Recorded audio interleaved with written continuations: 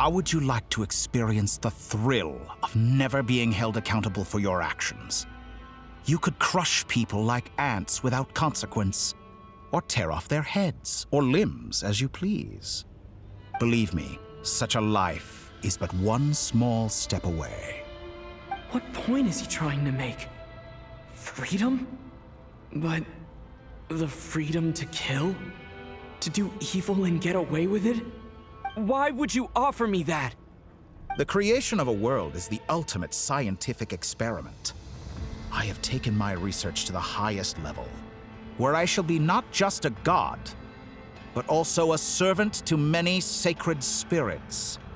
I shall heed the truth and perform holy deeds. A god's laboratory is the perfect playground, but it needs the right occupant to explore its full potential. Mortals are found everywhere one looks. Not so with Descenders. I'd prefer my first guest to be a distinguished individual such as yourself. And I know you could make the most of the opportunities it offers. So the condition for entering the new world is to take innocent lives. The same dilemma that Rerir once faced. Could I really bring myself to kill others for my own benefit? Rerir did. And look where it got him. Have you made up your mind? I can't do it. Your playground is no place for me. You're putting your hopes in the wrong person. But we both know I'm not quite the hero you say I am either. I have my own reasons for the journey I'm on. And they aren't all selfless. You've grown a lot since we last met. But there are still things you are unwilling to compromise on. This will only hinder you. Why don't I lower my requirements a little as a gesture of goodwill? I'll give you a little time to learn to be a less noble soul. That'll make things much easier for you. I really doubt I could live that sort of life. And yet you already sound less defiant than a moment ago. The benefits appeal to you because you can read the signs of the times. Why don't we return to my research facility? Your last visit was so rushed. There is much that I have yet to show you.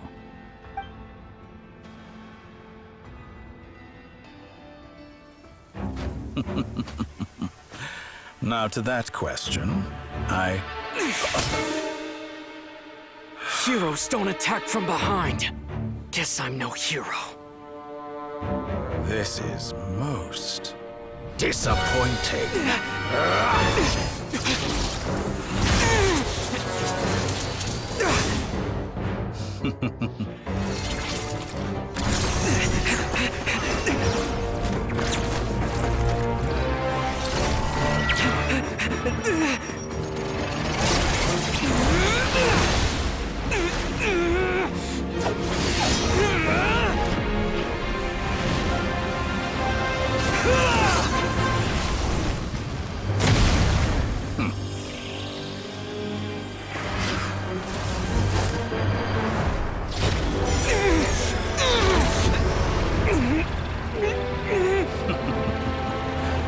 Now then.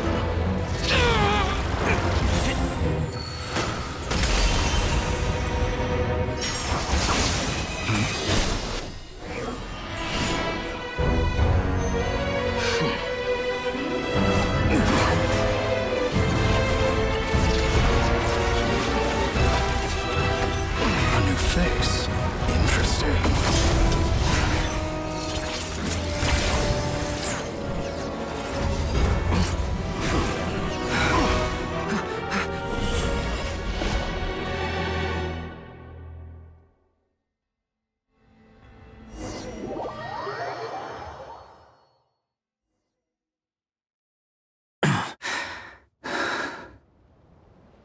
You're still gonna call me Hack Guy after that, huh? I didn't see anyone else in there who needed saving. It's nothing. I'll be fine. Why are you looking at me like that? Is it that shocking that I'd come to your rescue? I owed you a favor back in Sumeru. Now we're even. Distracting Dotori was tough, I won't lie. He's not gonna fall for the same trick twice. That was my one shot. I'd hoped to use it to take him out. Ugh. I never wanted to obliterate someone more than I do right now. Dotori doesn't recognize me, but his segments were originally made based on an analysis of my operational principles. I expect it's only a matter of time before he figures out what I am. So Dotori doesn't recognize Wanderer because he deleted himself from Irminsul. Did he really miss his only chance for revenge by saving me? Why the long face? Hey, I'm not blaming you, okay? And I'm not complaining either. Rescuing you and killing Dotori are equally important goals. Everyone would be pretty stuck without you. It's best you live to fight another day. How are you holding up? Are you all right? Hat Guy said to put safety first, so we agreed to run as far away as we could after leaving the energy field and only meet up once it was safe. You don't look injured. It seems that Dotori didn't do anything to you. All right. Rescue operation complete. Let's head back. There's a lot more work to be done before the...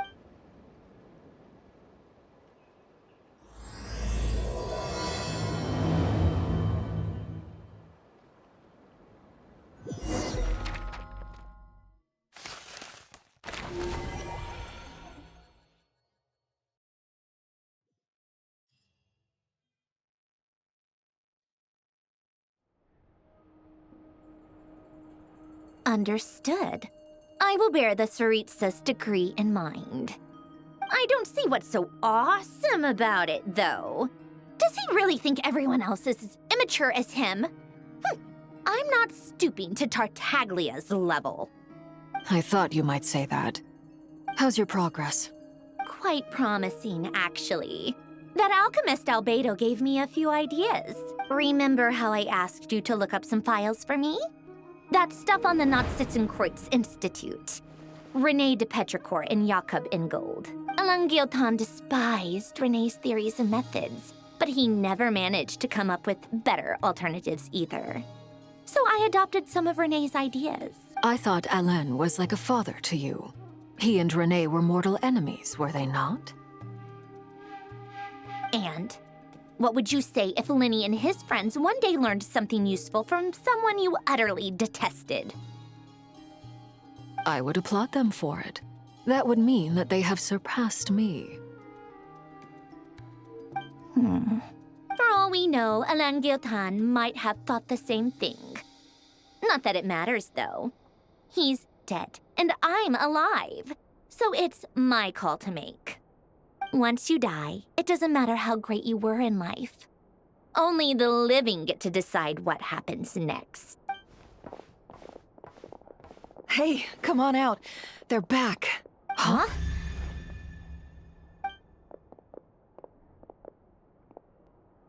You're back? And your head's still screwed on? And you still have all your limbs? What does it look like?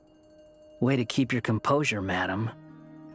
Excuse you. I am perfectly composed. Glad you're okay. Yes, it's a huge relief. Worry? Oh, yeah, right. You think we, the Fatui, were worried about you? We were worried sick. Hey! The Traveler and I were already friends. You are free to join this mission in whatever capacity you please. Much like your tea parties. It's a laugh a minute with you guys.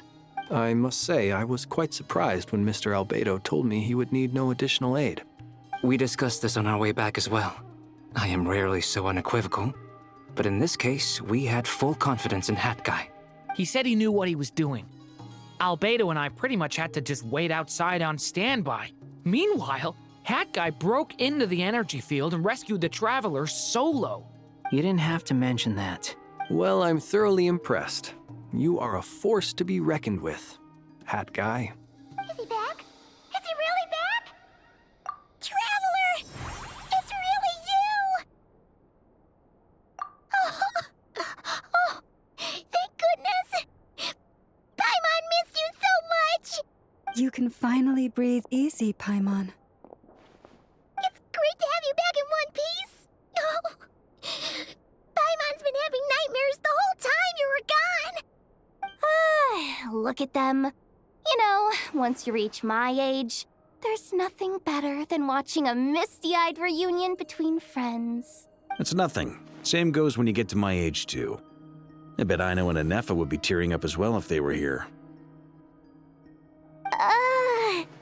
Varka, I'm not sure Anefa can cry. Oh, yeah, good point. Hey, your eyes are looking a little red and puffy. Come here, let's hug it out.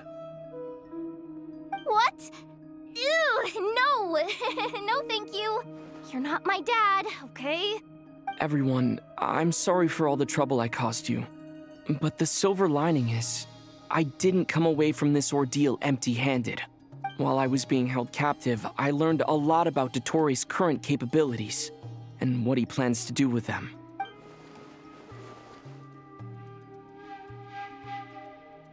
The 3 moon goddesses were even more powerful than we imagined.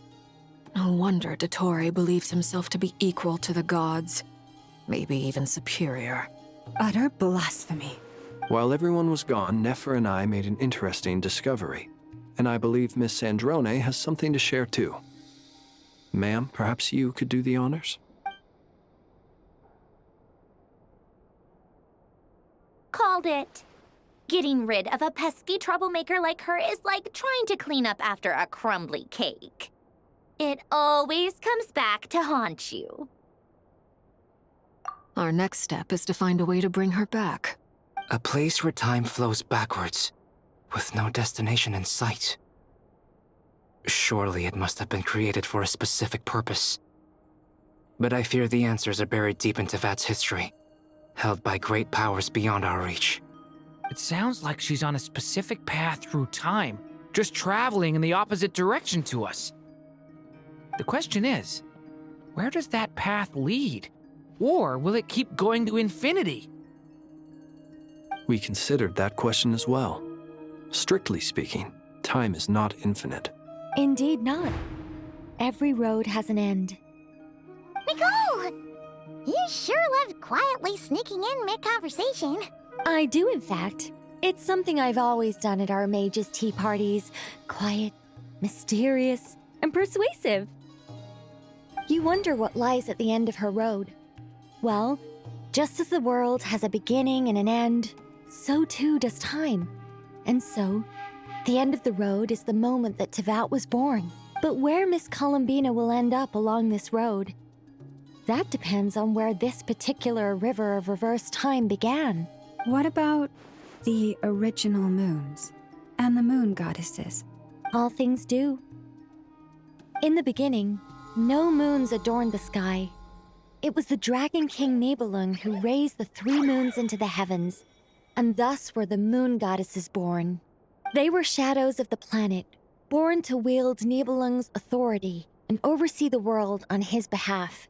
They were extensions of his will, manifestations of his majesty. But then one day, they disappeared just as suddenly as they had once been brought into being. Nobody knew where they had gone.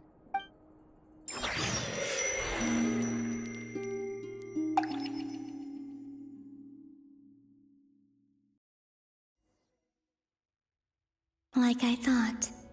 No more paths back to reality have emerged since. But how can I be sure that I'm going the right way without scenes from reality to keep me on track? I can't even be sure of how long I've been walking for. The further I travel, the less stable this space becomes. There are even moments where I can sense something that feels like abyssal energy. They can just materialize out of thin air. I have to keep my wits about me.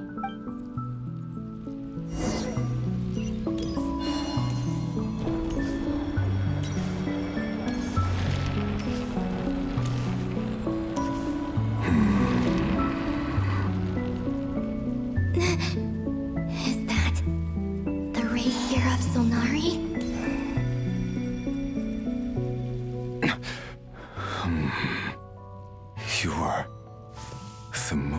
goddess. But how? Please, there's no need. I'm not interested in fighting anymore. I find that a little difficult to believe. Yeah. Honestly, so do I. The way you used my own power against me was... It was a brilliant strategy. And then, in the final moment before I was thrown into this space, I got to see an old friend. Mr. Dainsleif. Right. It was so long ago now. But we were friends once. And when I first got here, I was filled with hatred, remorse, and rage. How I cursed and devoured. I tore everything here apart. I was consumed by the desire to leave this place and have my vengeance. But to no avail. This is a place with no exit.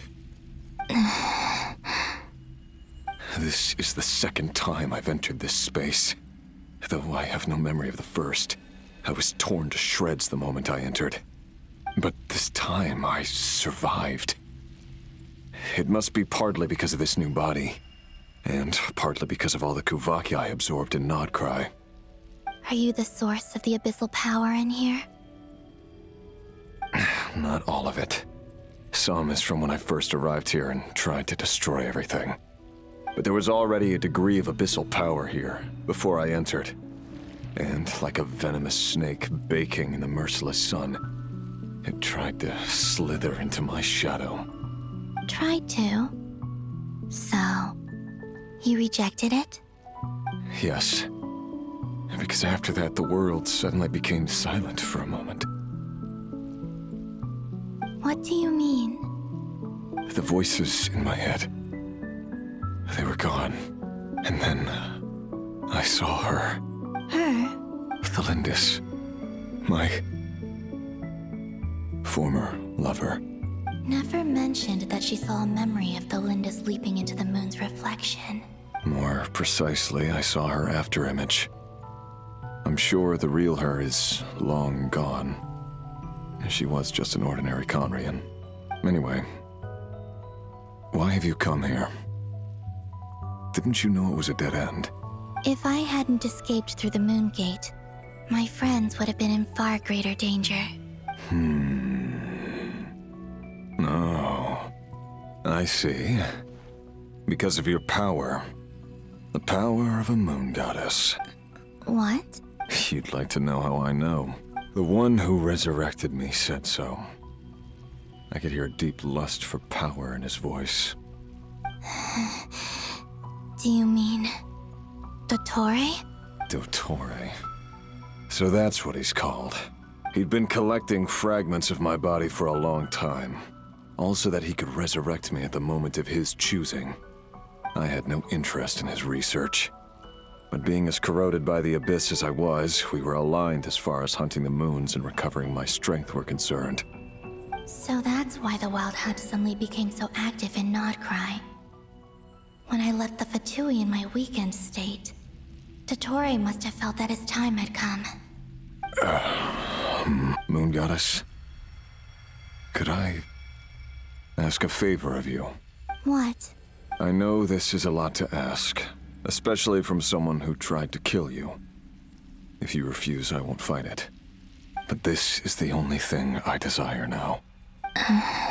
What do you want? I'd like you to take a message to Thalindis for me. Thalindis? But... Yes, she's dead. But like I said, I saw her afterimage. I can sense that some part of her soul remains here. Far ahead. Why don't you go and speak to her yourself? I can't. I don't know why, but I can't move freely in this space as you can. All I can see is a glimpse of her, walking away. Just like the moment when I last saw her. In return, I will clear these abyssal obstacles for you. No, not in return. I'll clear them for you, whether you want to help me or not. Why? Yeah. Why, indeed. I've been asking myself that question a lot recently. Why did I do the things I did? I'm tired of it all. Tired of the person I became. People used me. And then I turned around and started using others. I think I grew tired of it long ago. But I wouldn't admit it to myself. And ultimately, that's how I ended up here. What do you wish to tell her? All of it. My past. My mistakes. Everything that happened after we were separated. Is it okay if I give her the abridged version? Yeah, I'm sure there's plenty you can skip over. Like the part where you relentlessly tried to kill us? It's up to you. Love demands honesty. But my relationship with Thelindis was built on lies. We hid too much from each other. But after living my whole life in the shadows, I don't want to hide anything anymore. I will do my best. There.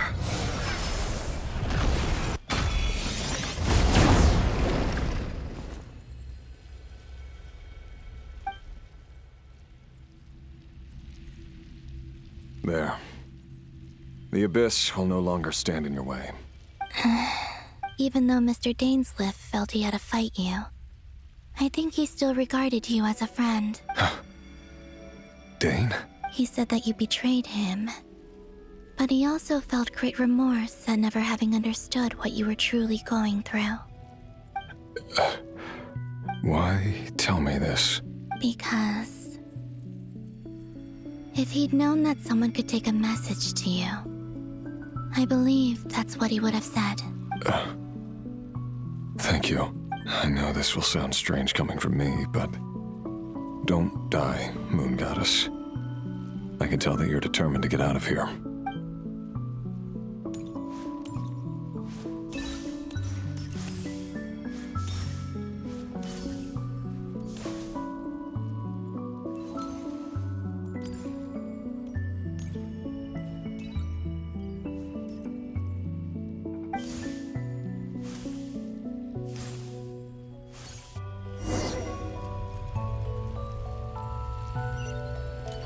He kept his word. The Abyss is no longer obstructing my path.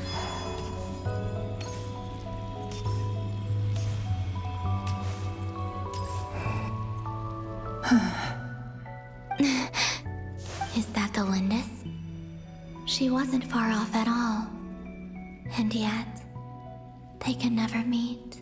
Hello, Miss Thelindis. Who are you? How do you know my name? I've never seen anyone else here before. You can call me Columbina. I promised Rerir that I'd bring a message to you. Rerir? My Rerir? Is he well? He's doing better than he was.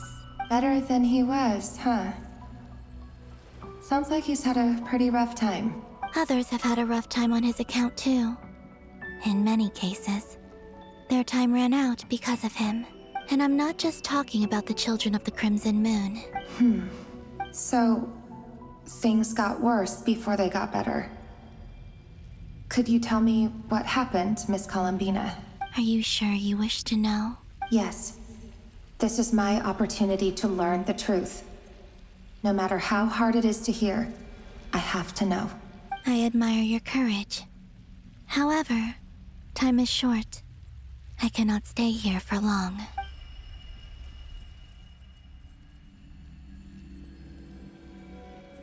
Rerir had seeds of hatred in his heart, and many people nursed them for their own ends. On some level, everything he did was to try and find a way to see you again, but in the end, he came to regret his mistakes.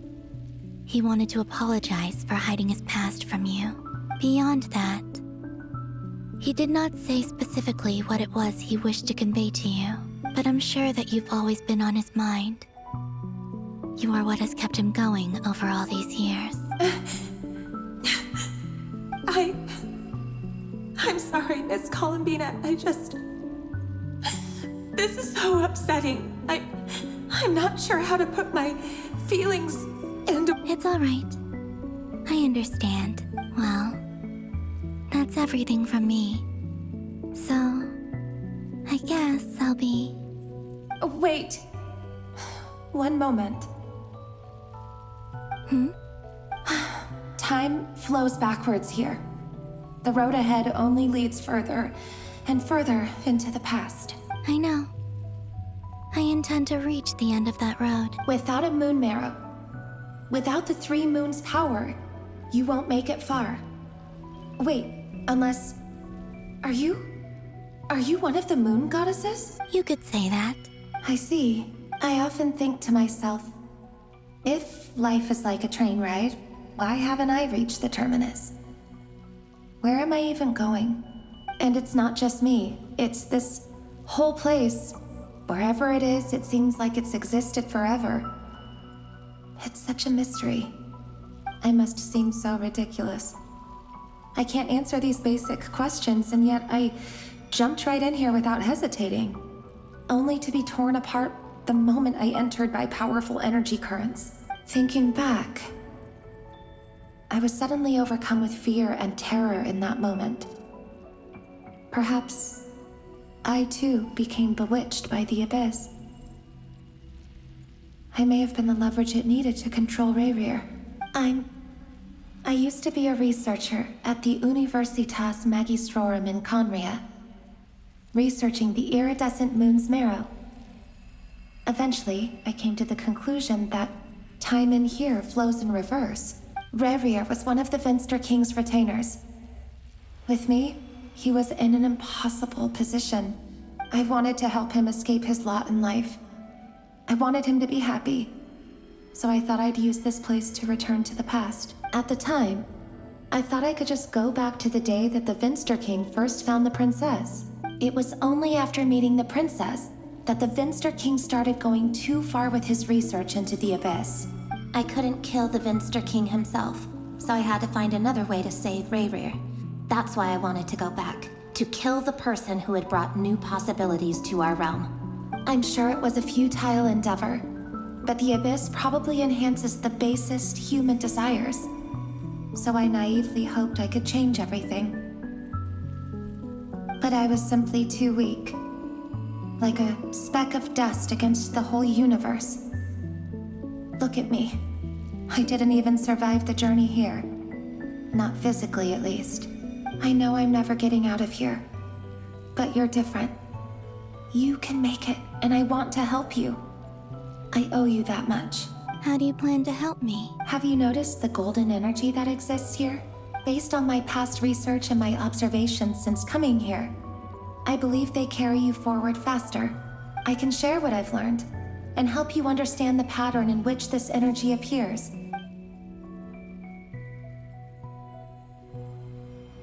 I think you just might... Now, I know you will be able to change the past. Also, I've been speculating about where this space ends. The documentation was scanned, but from what I know of the legends about the moons, the oldest ones seem to begin with Nibelung. I have no way of verifying any of it by this point. But if it's true, you might be able to reach that era if you keep walking. Understood. Thank you, Miss Thelindis. I'm the one who should be thanking you. If you hadn't entered this realm of everlasting death, what use would my deductions be? Thanks to you, they have some meaning. About Rayrir, I'm so sorry. It wasn't your fault. That's not true. Because we both feared bringing trouble upon each other, neither of us ever told the truth. And that dishonesty sealed our fates. But enough about that. I wish you a safe journey, Miss Columbina.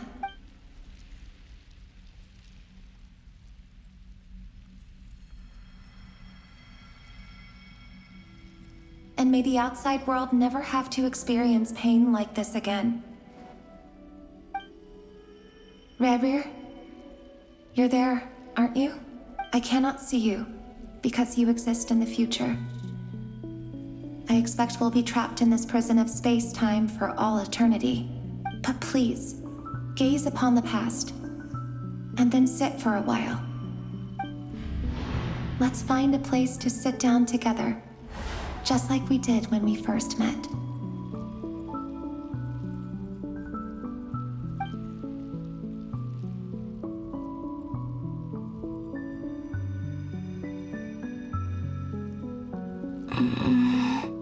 How long have I been walking?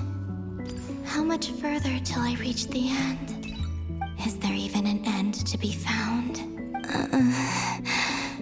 Everything's getting blurry.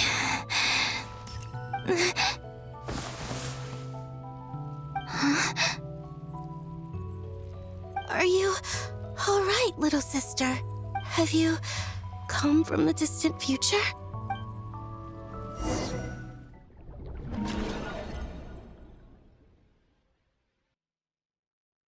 So, how exactly did the moons just disappear? Shouldn't it be a little harder to get rid of major creations like moons? The world is a vast and ancient place. On a certain scale, all life lasts for but a fleeting moment. Miss Nicole explained that the moon goddesses likely perished in the War of Funerary Flame. The moons themselves were also destroyed at that time, save for the Frost Moon, from which a new moon goddess was later born. Am I missing something then? 'Cause the stories say that the moon goddesses were born on the moon, but doesn't Columbina say she was born in Nodcry? Huh, you're right! Why do their birthplaces differ? What's the difference between the two generations of moon goddesses? Also, remember what Sandrone said? Her scans detected 4 moons. In other words, 4 moon marrows. Technically, the result of the scan means that 4 moon marrows were detected and positively identified as moons in that moment. In other words, this piece of information alone isn't enough for us to know how Miss Columbina is doing right now. Yep, we have no way of staying up to date on whether she's dead or alive. She's on her own for now. But at least she's trying her best to get back to us. Yeah. She's a tough cookie. And a sore loser, too. We have to trust that she'll find a way. Because we really need her power. As much as it pains me to say it, we've got no chance of beating Dottore in a straight-up fight. He's much too powerful. It wouldn't even be close. That maniac is going to devour everything in his path until he reaches us. We need to find someone or something that can stop him before he does anything worse. I'll be frank. Our only hope of defeating this false god is with a real moon goddess on our side. I'm not just saying this because Columbina's a friend and I want her back safe and sound. And I know that even she was no match for him when he attacked, but I don't have a better solution. We're not giving up on saving her, whether she can defeat Dottore or not. Right. Don't worry, Miss Sandrone. We're all aligned on saving Columbina.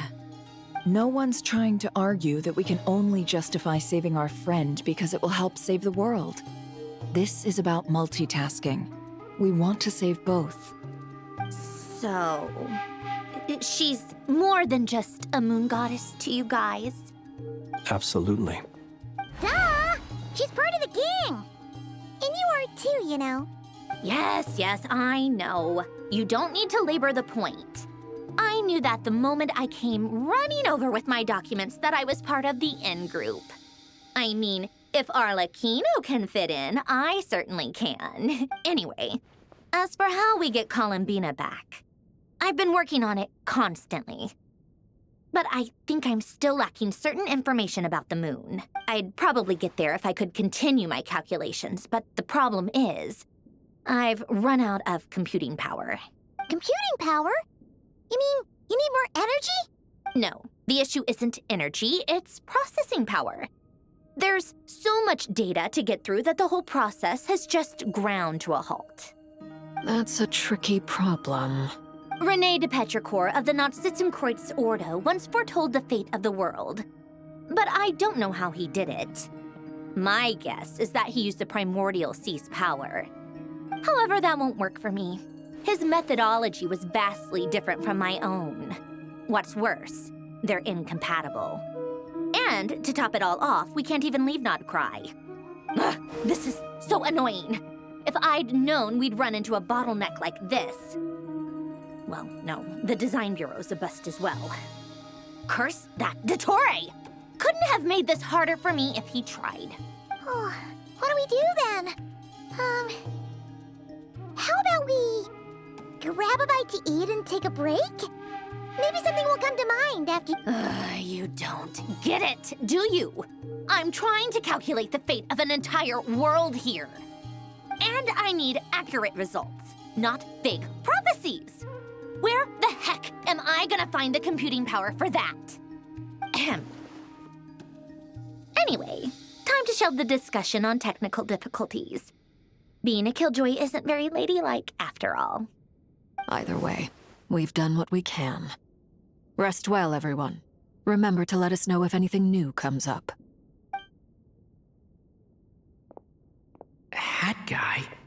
Is he hinting that we should talk outside? Let's go somewhere a little more private.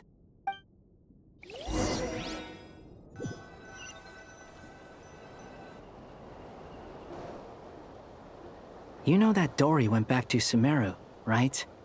Yeah, she mentioned she was planning to head back. Things aren't looking good for Nodcry. She's gone to spread the word so that Sumeru has a chance to prepare for the worst. From what I know of Dottore, there are two possible reasons why he hasn't made a move yet. One is that he's still working through some kinks in his new powers. The other is, he wants to see how we're going to react. He'll easily devour everything eventually, so I guess he's in no rush to make it happen. The first false god he made was me. Now it's his turn. Even though my records were erased from Irminsul, Dottore's ideas haven't changed one bit. He once told me that becoming a god was like turning yourself into a hungry wolf or giant serpent to devour the moon. Clearly, he began studying the moon goddess's powers long before he even tried making a god. He's always wanted to get his greedy hands on divine authority one way or another. And in the end, he devoured the moon where I failed. In the desert of Sumeru, there is a chessboard built by King Deshret, also known as Al-Ahmar. I don't know if it was a real game, or if he was just trying to challenge his servants and citizens in some way. But creating games and setting rules, gods do that as a matter of course. That's the kind of power Dottore craves. Now he has the Trilunar Authority. His power is leagues beyond the common people. I don't think there's any point in other nations rushing to the front line. They're better off focusing on defense. Either way, Dory will inform Lesser Lord Kusanali, and she will contact the other gods in turn. The Seven will have some recourse available. If nothing else, their protection should keep the rest of the world from descending into chaos. So on the bright side, even if Nodcry is doomed, your friends in other nations won't be in any immediate peril. That's good to know. But I'm not ready to give up on Nodcry yet. There's a word for people who refuse to let anything go. Maybe it sounds greedy to you, and probably naive too. But whatever you call it, that's what gives me the determination to keep fighting. Battles are fleeting, but the will to fight is a long-term commitment. Give up for even a moment, and your resolve will shatter. Why do you always feel the need to do the right thing? No one is born to be a savior. I mean, who's gonna criticize you if you fail? Don't take this the wrong way, but Dottore said something similar to me. I guess the Fatui attracts people who don't believe in saviors. Not necessarily. It's less about belief for me. I just want to know how determined you really are. After all, I don't owe anything to anyone else here. You look kinda worried. If your arch-nemesis was about to achieve their ultimate goal, I think you might feel a little worried too. That's true. Dotori is about to become an omniscient, omnipotent deity. That's gotta be a bitter pill to swallow. Still, you're calmer than I expected. Obviously, I have to admit that my past self was a reckless fool who misunderstood not only the point of revenge, but how to achieve it. And as much as I want my vengeance, I know I'm not gonna get it by acting alone. If the world's taught me anything, it's to think before I act. Too bad it never taught me any other virtues, though. So, I am going to destroy Dotori, no matter what it takes. So, what's your plan? I'll get to that. First, tell me, what do you think of Sandrone? Just like Paimon said, she's a friend. How much do you trust her? This is a serious question. Think carefully before you answer. Although she's with the Fatui, she has her own values, and she's helped us a lot. If nothing else, she's clearly going the extra mile for Columbina. I see no reason not to trust her. If you say so. In that case, the three of us need to talk. I have some thoughts about her computing problem.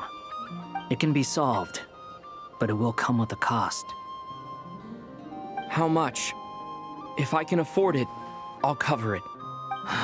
Sometimes your heroism really backs me into a corner. Come on, let's go talk to her.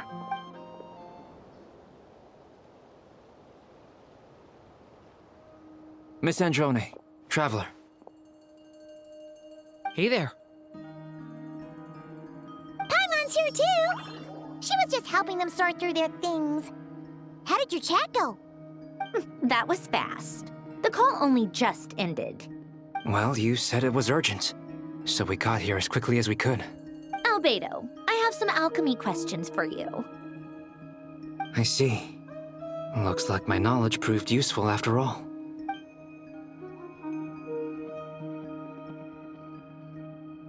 If I might ask, what is the end goal for the modified formula you'll be using? I needed to predict the future of the entire world. But I've run into some teething issues since trying to implement Renee's theory of the 4 Orthants. I see. I'll have a look at it. Still, computing power is the real issue here. How do you plan to solve it? About that, it's been sorted. Oh, with the Traveler's help? Actually, you're not wrong. He found the person with the solution. Was it Hat Guy? Yeah, it was him. Wow! Go Hat Guy! Seems like all that time studying at the academia is paying off big time. But where is he? Wasn't he the one who asked Albedo and I to come here? Come with me.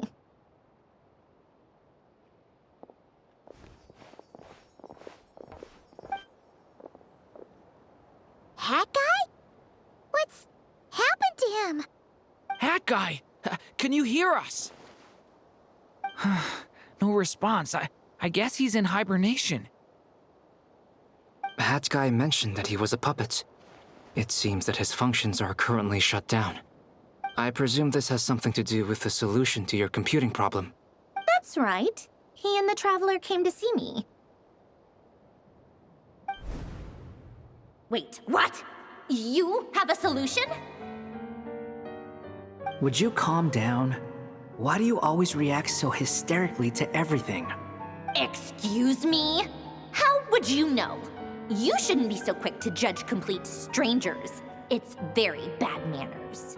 Oh, please. It doesn't take that long to figure out that you have a temper. Where does a mere student get that kind of confidence? I've actually published more papers than you. Not that status counts for much.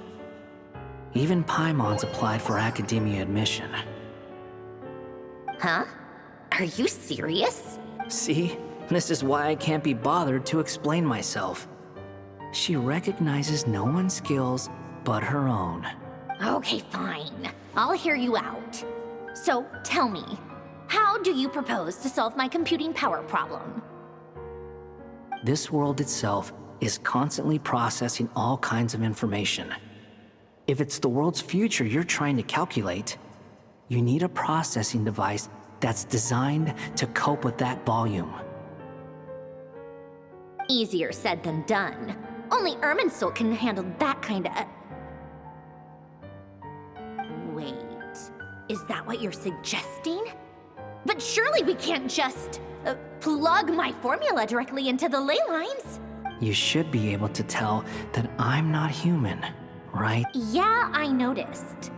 The technology, though, seems pretty ancient. Very different from Fontaine's. It's a completely different system. Conrian, to be precise. I'm what they would have called a puppet. Puppets need an energy source and processing power. The artisans who built them sought out the materials most suited for that purpose. You? Do you mean... The Traveler and I have talked it over. He's willing to vouch for you. So, I'll allow you to borrow my core for your calculations.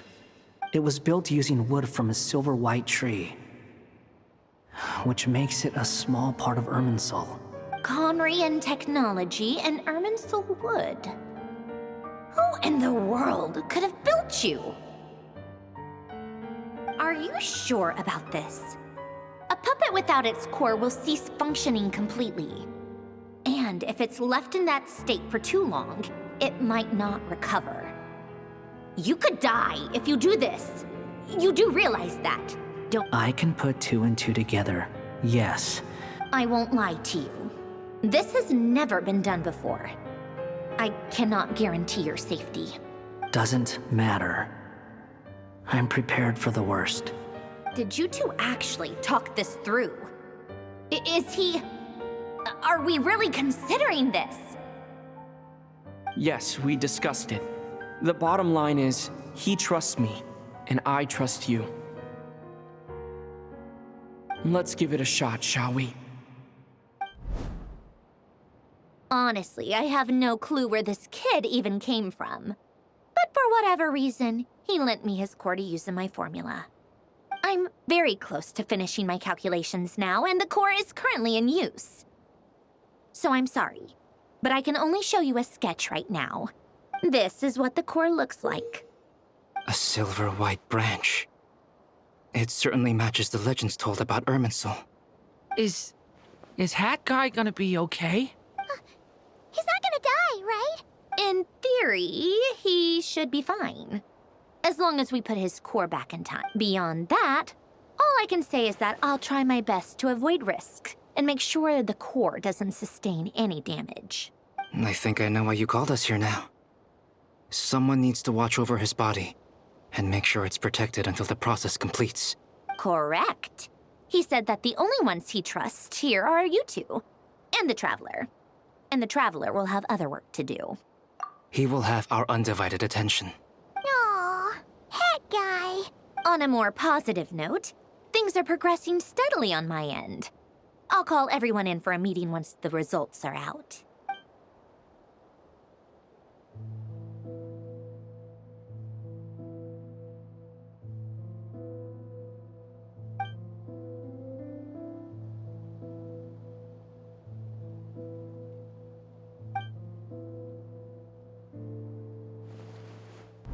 The worst-case scenario with the core removal is either a system reset or a total loss of function.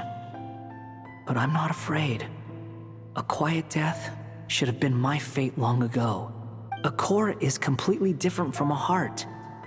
It's like another vital organ entirely. I never believed it could be a true replacement for what I sought. But in the end, it turns out the core was more useful to me. Pretty funny when you think about it. It's like the punchline of my entire life. Do you think there's any difference between a puppet and a human? If not, then this would just be another samsara. I have already experienced both a past life and a next life.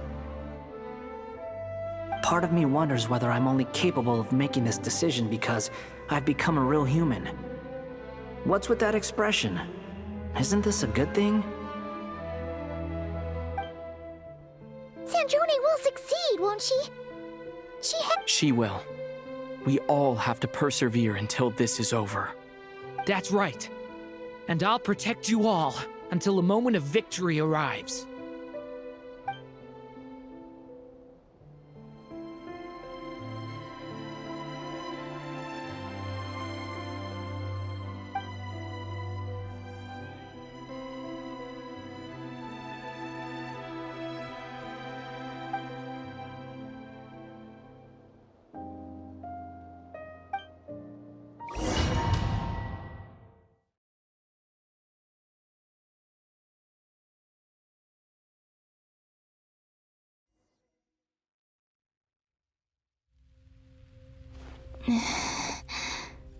Who are you?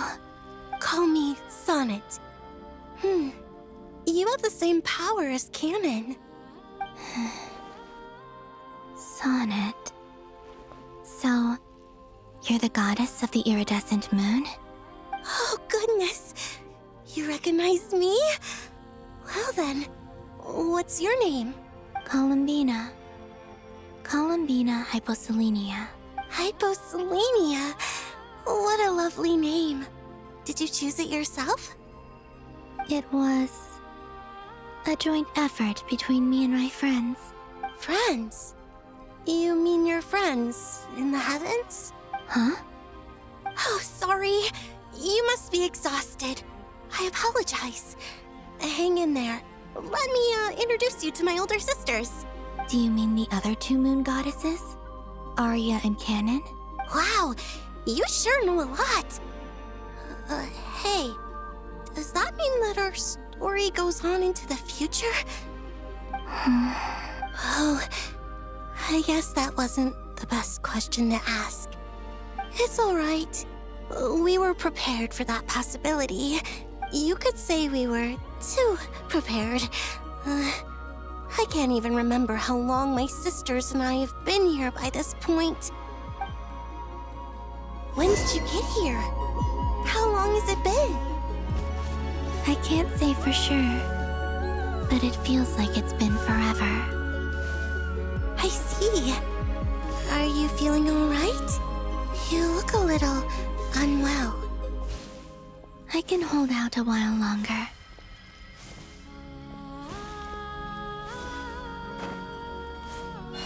We don't have far to go. The place where my sisters and I are based is just up ahead. Don't worry, they're both really nice. I'll introduce you.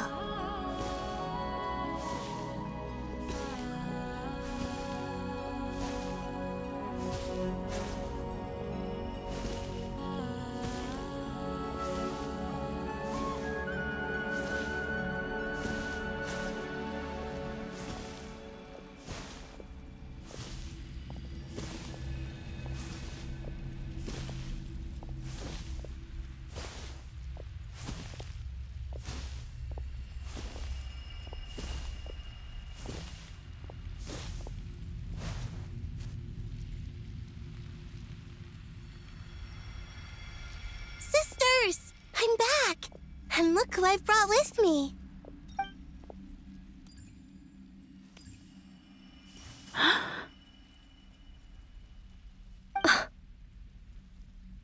It's our lovely little sister, born in the far future.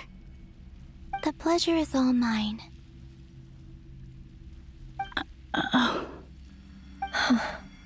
Allow me to introduce you to Columbina Hyposelenia. This is Arya, the goddess of the eternal moon. And this is Canon, goddess of the frost moon. Canon, don't you think Hyposelenia's power is similar to yours? Hello, Columbina. I apologize for our startled reaction just now. And please, forgive our little sister if she's been annoying you. It's fine. You seem shy. Don't worry, Columbina Hyposelenia. No one can hurt you here. Could you tell me where here is? Please. I must know. My dear sister, this is where Tevat's original ruler, the Dragon King Nibelung, imprisoned the moon goddesses. What? You're scaring her, Canon. No, I'm fine. Please, continue. Nibelung, our original master, created us in the distant past to maintain Tevat. But he left this world and traveled into the dark universe beyond, to explore worlds vaster still. Day and night, we fulfilled our duty in the heavens, until the day that the first Descender arrived. The great ruler of the firmament. The heavenly principles. Is that what later generations call them? I see. But we did not reject them at first, nor did they seem to harbor ill intent towards this world. We coexisted in peace. They were like a guest in our home. Slowly, however, we came to realize that our guest had a growing desire to change and dominate the world. And you didn't stop it? No. There was an order to the rules they set up that Nibelung never taught us. We wanted to know if this order would bode good or ill for Tevat. All right. Canon and I wanted to know. Sonnet was against it from the outset. Later, we discovered that this great ruler of the firmament bore an almost paranoid hostility toward the desire of certain life forms to seek power. Or perhaps they feared them. They would even cast down celestial nails as manifestations of their power, to punish the civilizations of the world below. Only this was far beyond mere punishment. Right. Their rules brought order, but the price people paid for merely testing the limits of those rules was far too great. I did everything in my power to help the punished escape catastrophe, but still, too many lives were lost. The ancestors of the Frost Moon Scions were some of the ones you helped. But just when we had decided to take countermeasures, the Dragon King, Nibelung, returned. And so began the War of Funerary Flame. So, that's the name the world gave that war in the future. Well, who won in the end? As far as I know, the Heavenly Principles won, although it came at a great cost. They remained in Tevat, where they continue to rule to this day. And the world's original master, the Dragon King Nibelung, was destroyed. And what of the moons? Are there still 3 moons in Tevat's skies? You can tell us the truth, Columbina. We know we are but remnants of a bygone age. We are prepared for the answer. Only the Frost Moon remains. But it has been cast beyond the false firmament by the Heavenly Principles. The eternal and iridescent moons were both shattered during the war. So death finally came for us in the end. Sonnet. But you're still here. A moon goddess cannot live without her moon, Columbina. She's right. That's why I began to disappear. Because the Frost Moon is cut off by the false sky. How much worse it would have been if it were outright destroyed. Our souls may endure within this lunar palace, but if our moons are destroyed, then we shall disappear the moment we depart from it. I'm sorry. There's no need to apologize to us, dear sister. If anything, we owe the world an apology. If only we'd decided to act sooner, rather than arguing amongst ourselves. All the more reason not to spend this time in regret and repentance. Instead, we should focus our efforts on how we might help our future sister. Sorry? Don't you see, Columbina, your story is not yet over. Is that not why you are here?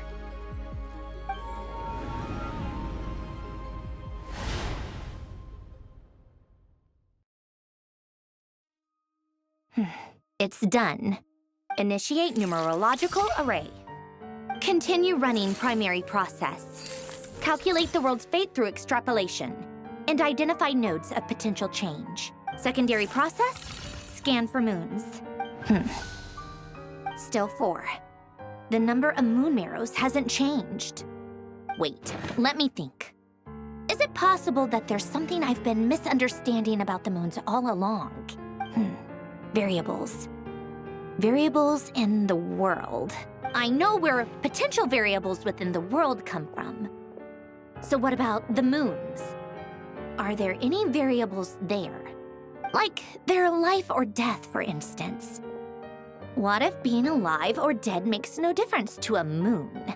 But that's so strange. Even immortal gods can die. Why would the moons alone be? Wait! I've got it! If alive or dead is considered a variable, we might have had this wrong the whole time. No one ever said that a moon marrow equals a living moon. We just made that assumption ourselves. Initiate secondary process. Scan again. This time filtering out interfering perimeter, moon marrow.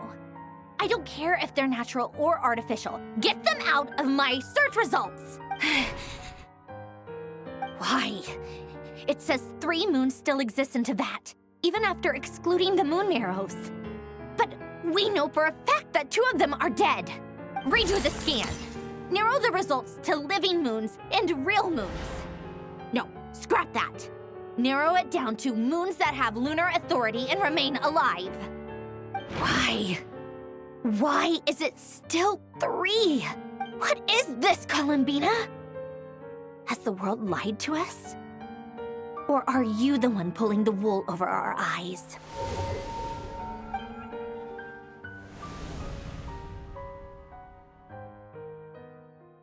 So, you think that the moon's reflection might be where Nibelung imprisoned the 3 moon sisters? Yes, it would explain a lot, such as why that space would respond to a moon goddess's power, opening the moon gate at her command. It would also explain why Miss Columbina has been unable to leave, and why time flows in reverse there. In the messages she sent, Columbina promised us she'd find a way to return. But we have no way of knowing how, when, or where this might happen. The fact that she still has yet to reappear in this world indicates that returning from that place is no easy feat. We cannot afford to simply wait for her. So you're saying, if she could return by her own power alone, she would have done so long ago? Yes, she certainly wouldn't leave it to this late stage when it's so touch and go. I've been giving this some thought, and I've come to believe that Luana's heart might be an anchor that she left behind, as a sort of future waypoint. This could also explain why Luana's heart is always by the traveler's side. Sounds like a plausible theory.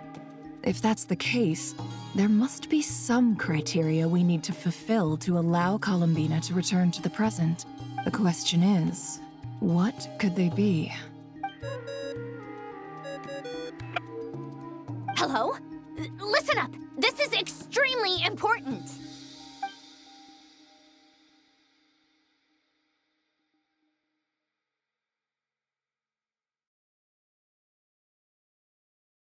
Not only is Columbina alive, but she may well exist in a form unimaginable to us. I'm still unclear on the details, but she's done something truly inconceivable in the past. And the clue to what she's done lies in the moon and Teyvat sky. Truly amazing. Oh, I'm so delighted for her. I'm sure we all feel the same. And I'm sure Columbina is ready to get back here and fight by our side. I'll keep my calculations going and try to find some way of coordinating with her. But that's not an excuse for everyone else to slack off, okay? All of you had better keep trying to think of solutions. How can the dead moon still live? And Luanatar.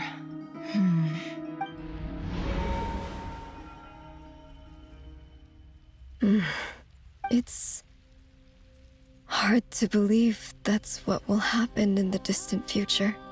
Our authority is linked to the most fundamental rules of Teyvat. I suppose it's no wonder that many would covet that power. I didn't realize that when you said friends, you meant people who live down in Teyvat.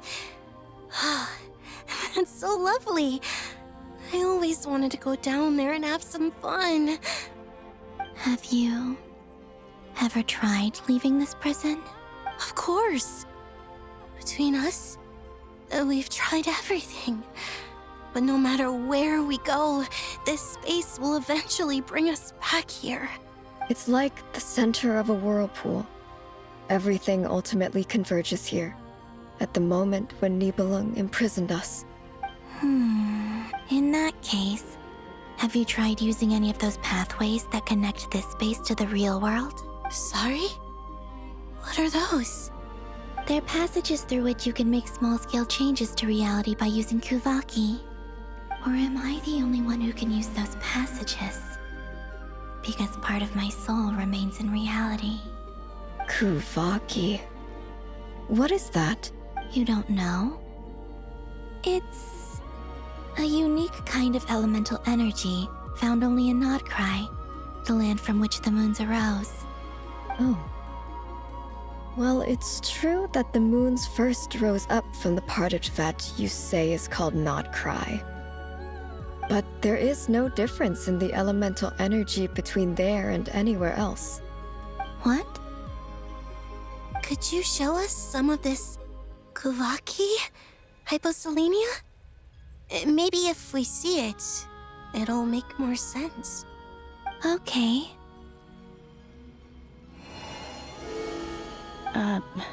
Isn't that just your power? What?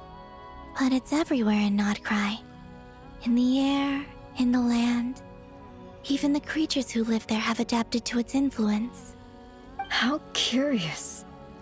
This Kuvaki certainly did not exist anywhere in the world before we were imprisoned. Let alone influence living creatures. So, how exactly does it affect them anyway? Can they float in the air like us? This is so strange. Why would their reality differ so much from mine? Columbina, you're looking for more than just a way out of here, aren't you? Yes. If I am to help my friends, I will need tri-lunar authority on par with that of our foe. You mean... you'll need our power? This sounds extremely risky. The Three Moons' powers are not mutually compatible. Concentrating them into one goddess will be a very painful process. And if anything goes wrong, it could tear you to pieces. I know. But I'm willing to take that risk. Even so, let's say we successfully transfer our authority to you. How will you take it outside this prison? Nibelung constructed this realm specifically to prevent us from using our powers to interfere in his war. No moon goddess can leave this place alive. What if I don't leave alive?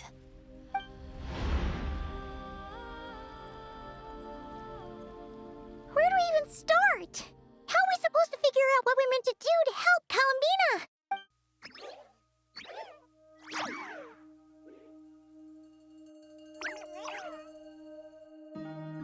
Columbina? What do you need from us?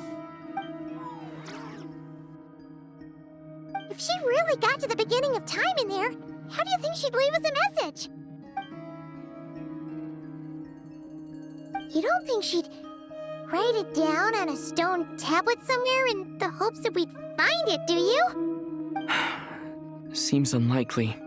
Columbina may not talk a lot, but she thinks deeply about issues like this. Let's review what we know. This is the Columbina who fought alongside us against the Rahir of Solnari, and with whom we celebrated Moon Prayer Night. She knows our personalities, our ways of doing things, even our unique strengths and abilities. So, if she wanted to tell us something from a long, long time ago, what would she do? Oh.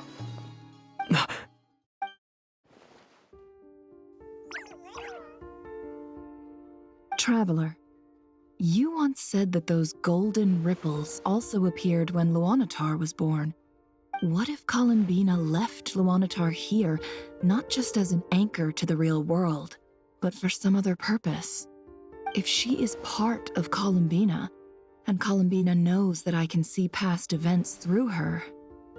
Oh yeah! Like when you peeked into Rarer's past through his heart! Nefer, wait! If you're right about this, and you can really see past events through Luanatar, your eyes, they'll... Oh, I know. Looking at Rerir's past in Conria was already enough of a strain on my eyes. Looking this far back into the past, it'll surely blind me. But it's our only chance. This is the only way. Boss.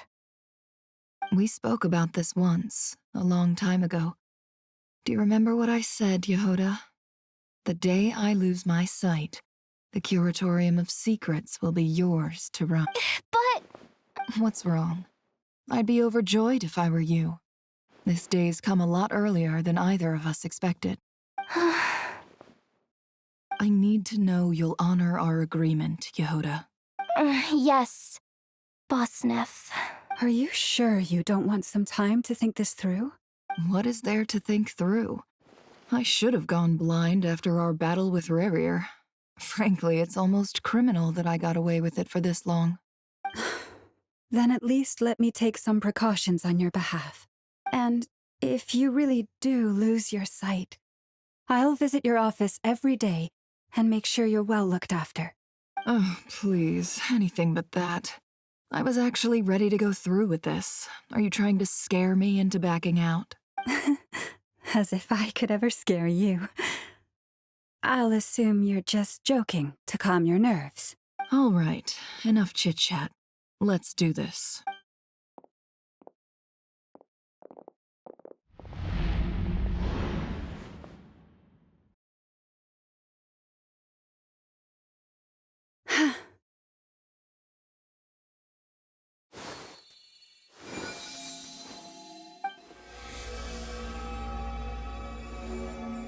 All done. Good. Now give me some space.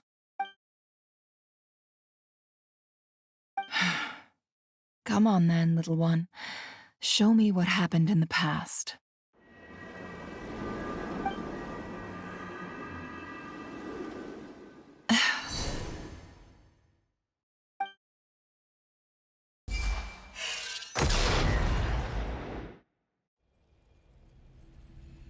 Between the Trilunar Authority, Kuvaki, and the soul-surviving moon, I think I might know how to get back. But I will need my sister's help. Time to go talk it over with them.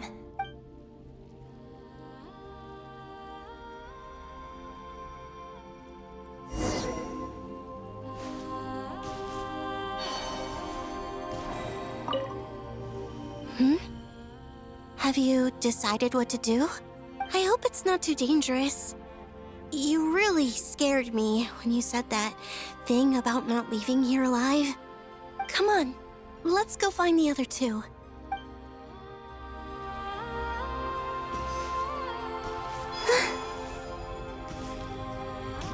It seems you have reached a decision. I'm all ears. What do you propose?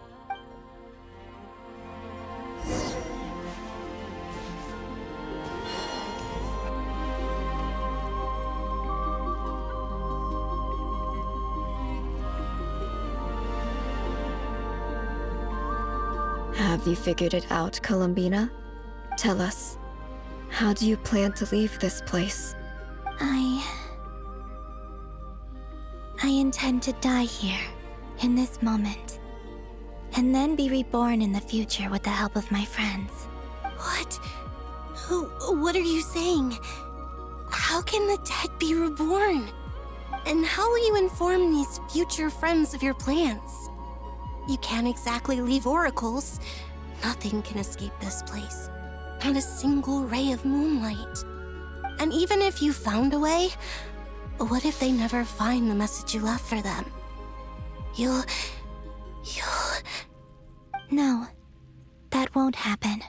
Come again? They will find my message. I'm sure of it. I'm not following. How exactly will you achieve this? It's quite simple, really. First, I will leave my soul here.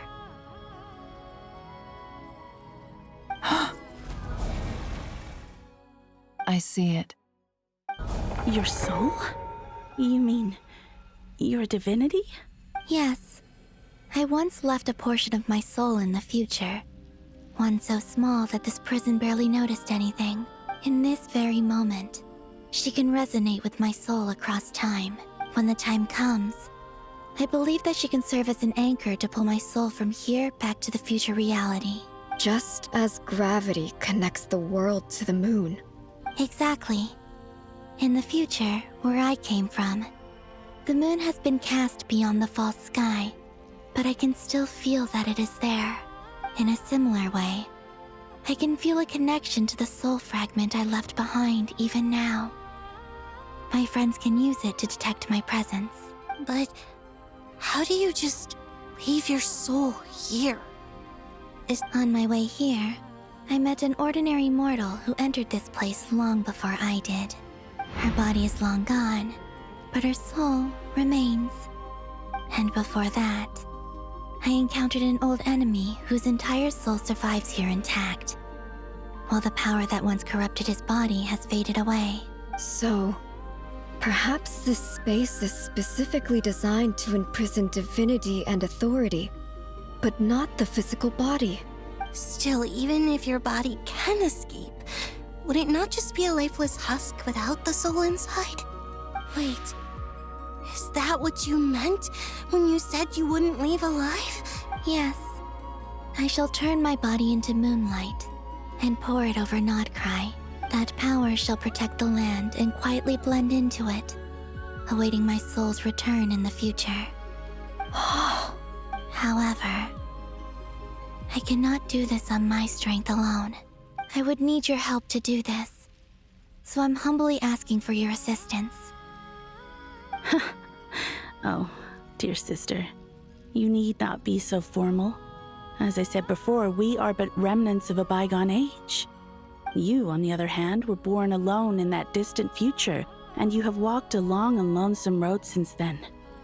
How could I bear to let your story end here in this dungeon? Don't forget, we are your sisters, your family.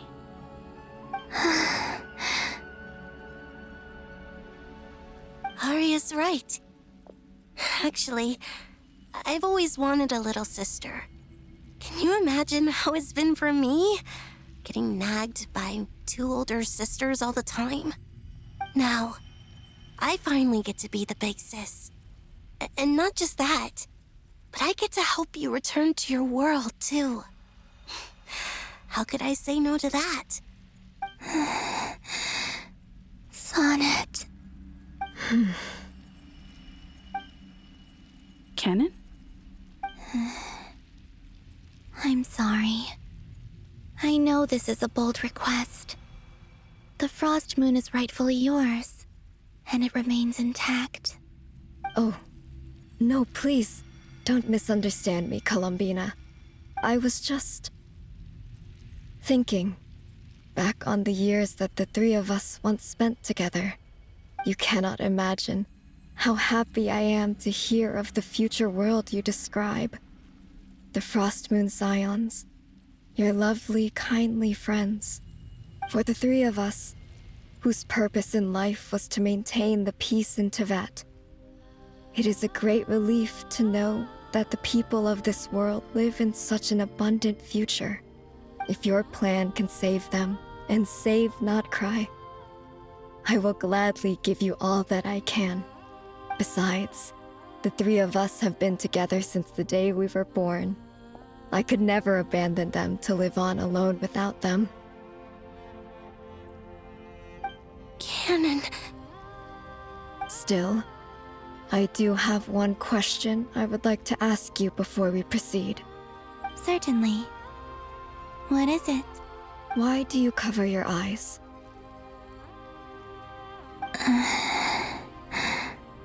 Yeah, I was curious about that too. But it seemed personal, so I didn't want to intrude.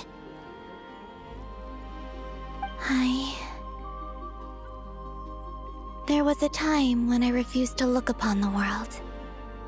I believed it was full of nothing but lies and falsehoods. I wished to hide my feelings, seal my heart, until I could return to my true home. I see. Perhaps that decision saved you from ever having to see the false sky again.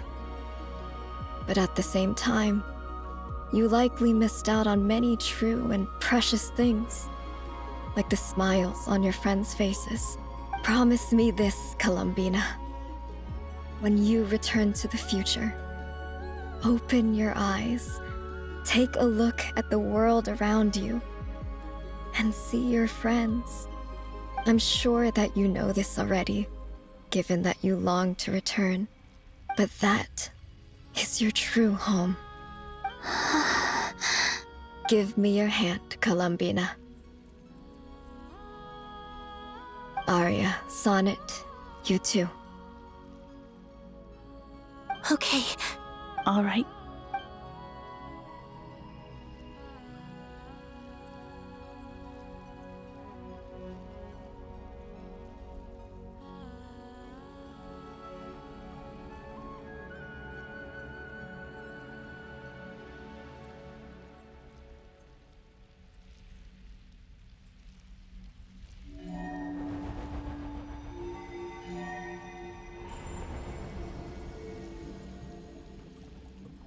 We once were the song sung for eternity, but now it is you who must continue to sing.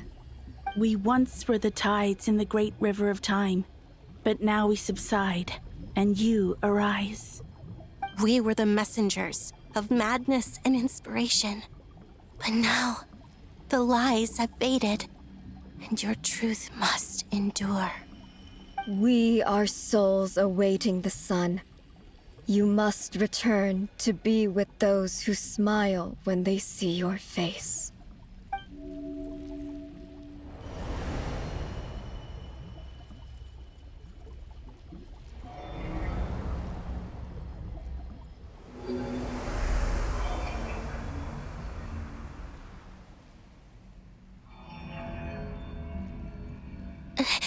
Is it done? Yes. We have transferred the authority over all 3 moons to Columbina Hyposelenia. From this moment on, she is the Tri-Lune Goddess, the one and only moon goddess of this world.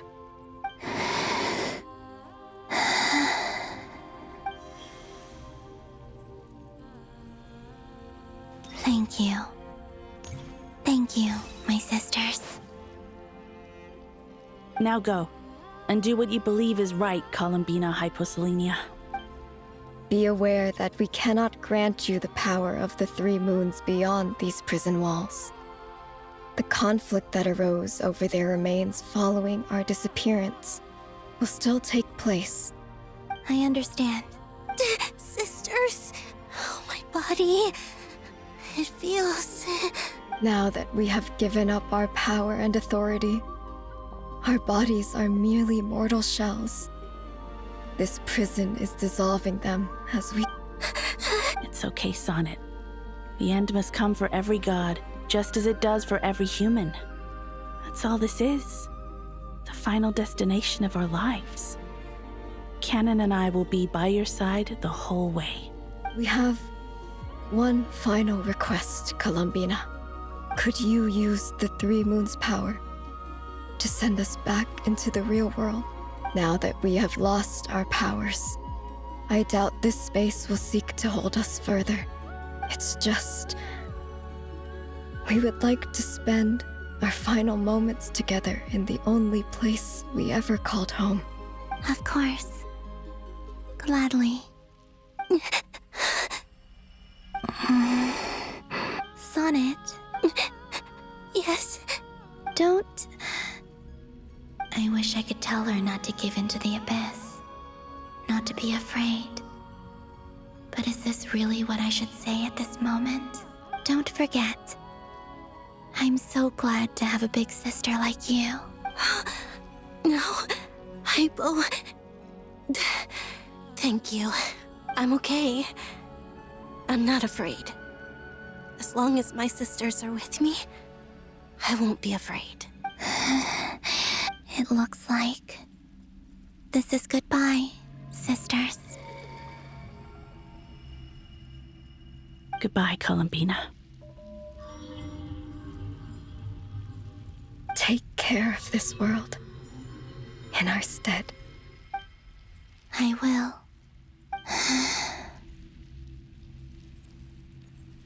And now, it's time for me to bid farewell to my body, too. May it become the moonlight that keeps Nodcry company through the long years ahead. So this is why Nodcry was not always home to Kuvaki. It only appeared after I poured my body out upon this land. And only this land. Kuvaki responds to me because it is me. My body, answering the call of my soul. And the golden energy I've encountered on my way here was, in fact, that very soul, which I am about to leave here to guide me.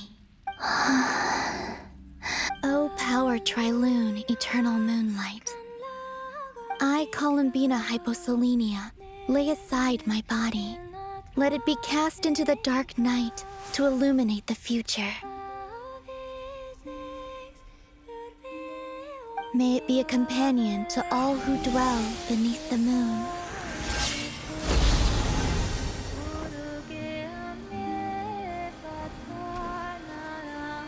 Until the time comes for me to return home.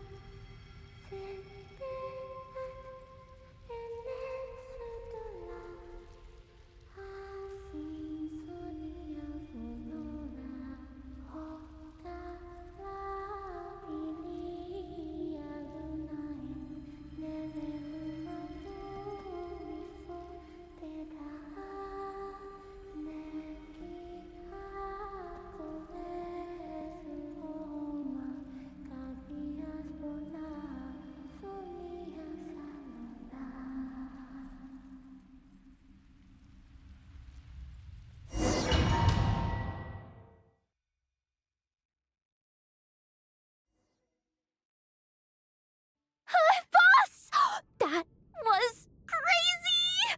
Were we even allowed to see that? Is anyone? Can you still see? How many fingers am I holding up? I see 2 fingers, and a look of sheer terror on your face. Truly astounding, Miss Nefer. Your eyes have glimpsed the very ends of the world, and yet they remain as sharp as ever. Or is the credit for this miracle due to Miss Lauma? It seems that even time itself is no match for your medical skills. Surely you jest, Mr. Flins. I suspect we have Columbina to thank. She must have realized the immense toll that the ritual would take and purposely set aside some of her power in the past to protect Nefer's eyes when this moment arrived. There is always a great price to pay for witnessing the truth, but it seems that this time, Columbina has shouldered that burden on our behalf. She chose the perfect method of getting a message to us. Though her eyes were always shut, she was clearly so perceptive. She knows us well. She knew exactly how we would think and what we would try. Despite being separated by time and space, We're seeing the same possibilities and seizing the same opportunities. We still don't even know if she's okay right now. But as long as there's a chance we can do something, we'll fight to make it happen. We'll get you back somehow, Columbina.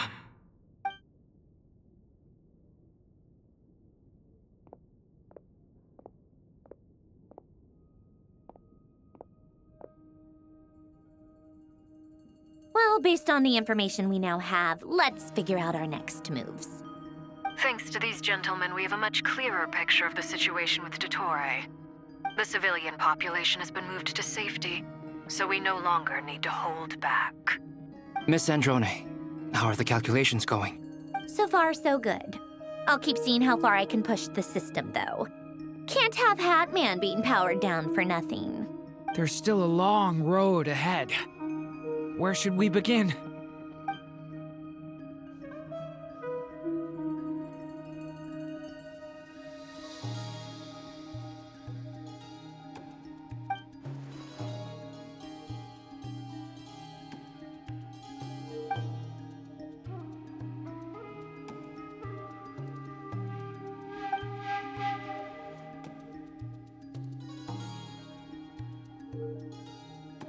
Our plan is clear. Time is short, so let's get moving. There's just never enough time, is there? Time is the bane of my existence. Ugh. Anyway, I'm gonna get back to work. All right, we'll do our part too. Yeah.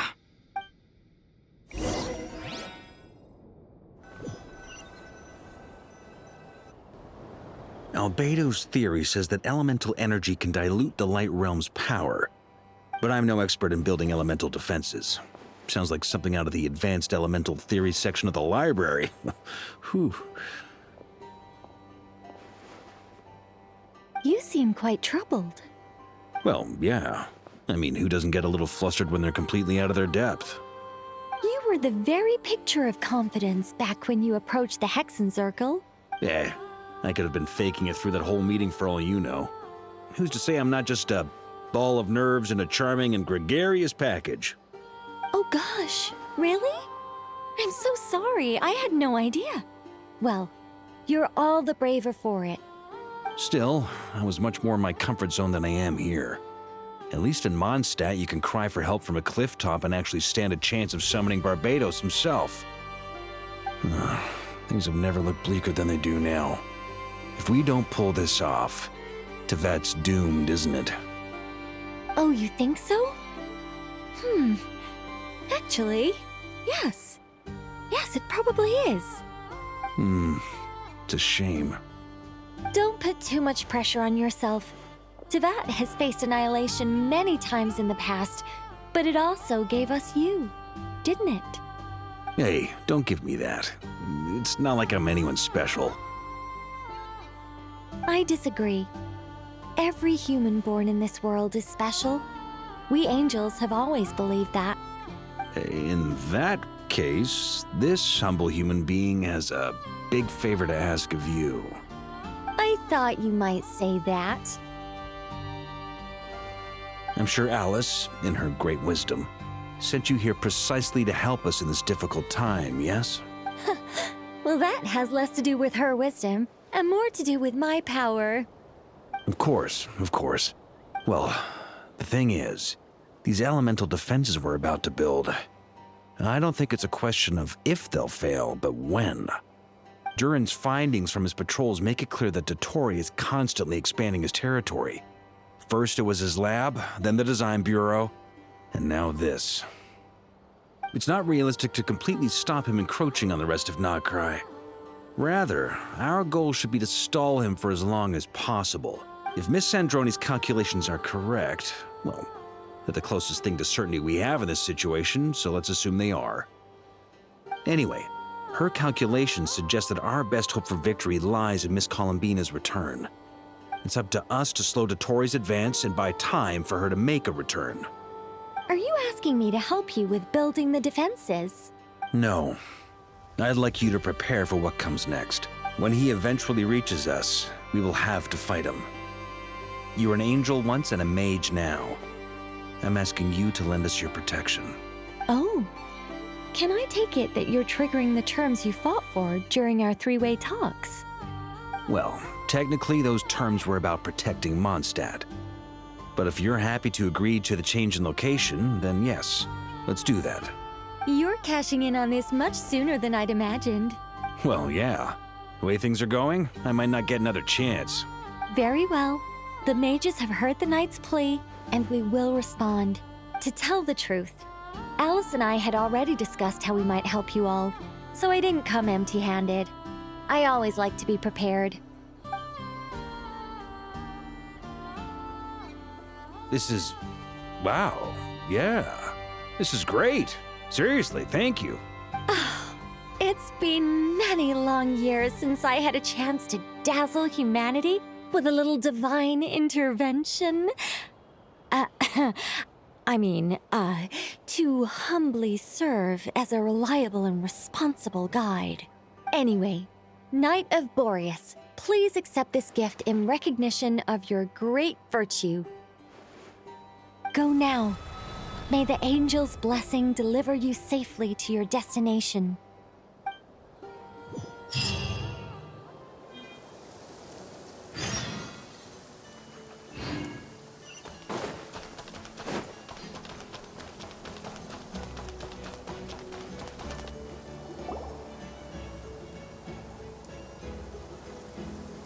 Ah, you're here.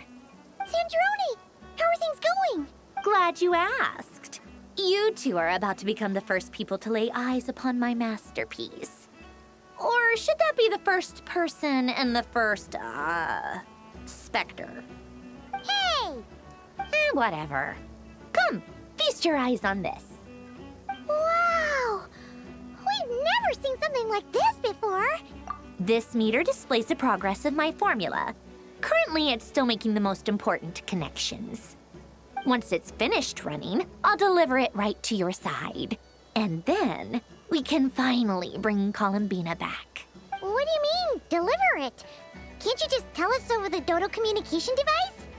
It'll just be some numbers, right? Ugh, you're such a greenhorn. This isn't the kind of formula you solve in math class. It's a highly complex algorithm capable of constructing a framework of rules. Ugh, whatever. We'll be here all day if I start trying to explain it. All you need to know is the formula must be completed before we can bring Columbina back.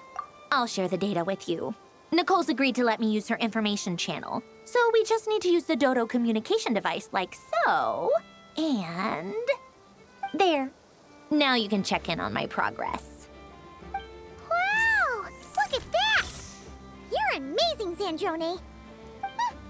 About time you recognized my genius. Took you long enough. Anyway, that's all for me. You should check on the others if you have time. Make sure we don't have any weak links in the chain. That might sound harsh to you, but close supervision is a common practice in a Fatui. Not looking to catch anyone out. I just care about everything going smoothly. I'm kinda stuck here while the formula's running, so I need you to be my second pair of eyes in the meantime.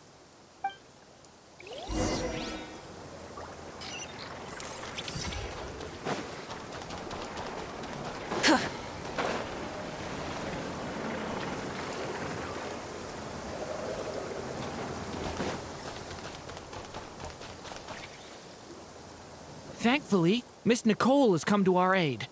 Nasha Town is now looking very well defended. Golden Flame. Yes, that's Nicole's power, all right. Based on the latest message from Grandmaster Varka, it sounds like they've reached an agreement. The situation should be more stable with her assistance. Everyone will have at least some degree of protection. Albedo! Durin! Hello there, you two. Are you well rested? That's good to hear. As per the plan, Albedo and I will be in charge of Nasha Town. As Dotori's energy field expands, it's creeping ever closer in that direction. But we will do our best to hold our position. We fought side by side many times before, and always with great success. I believe this time will be no different. So don't worry about us. Focus on fighting Dotori.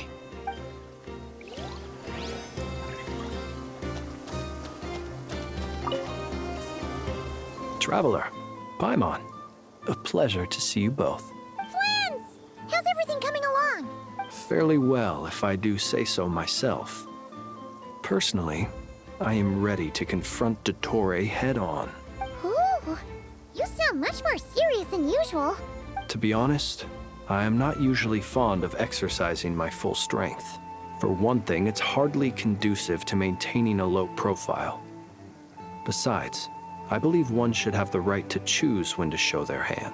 I am conserving my strength until the moment of battle is upon us. Seeing you get into the zone like this really puts Paimon at ease. Huh, Traveler?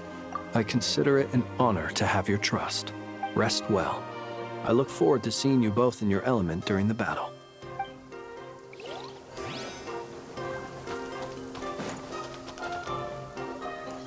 Yes, Miss Moonchanter? What are you staring at?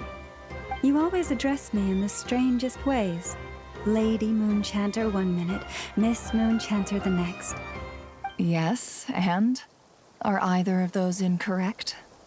Not as such. It's just that I simply call you Nefer nowadays.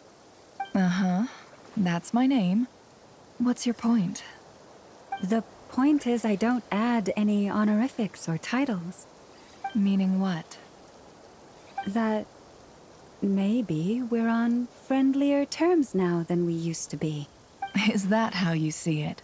Never! Wilma! Paimon, Traveler. Just swinging by to check in on you. How are things going? Did you manage to get some rest? Don't worry about me.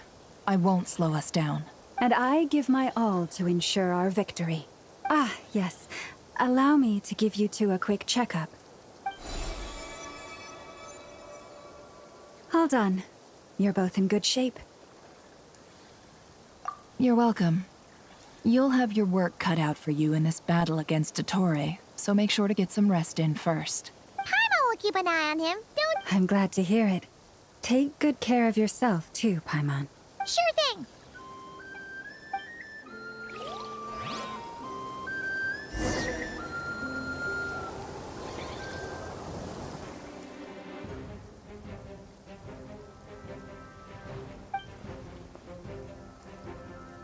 Here they come. That's quite a horde. As we expected. Get ready, everyone. Take your positions and prepare to engage. Let's begin. I'm at the ready.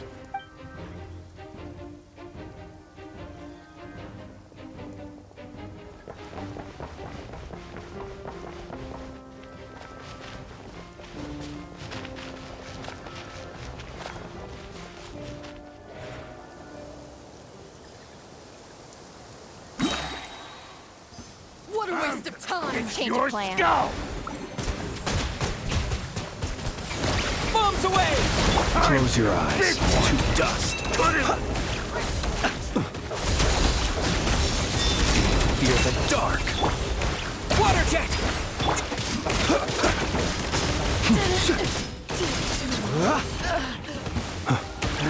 Another one? Be silent. Close your eyes. Do you...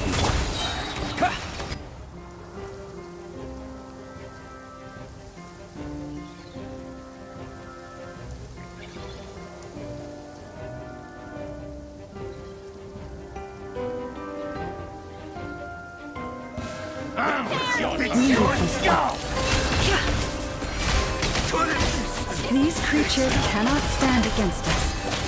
Oh, fighting talk. Just don't let your guard down. That goes without saying. I'm hardly the risk taker in this group. Excuse me?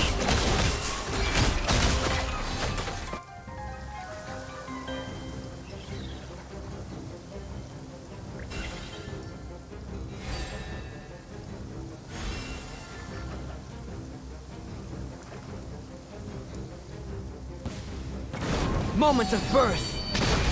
Burst forth. Stay back! The story has only just begun! That was easier than I thought. Naturally. What do you mean?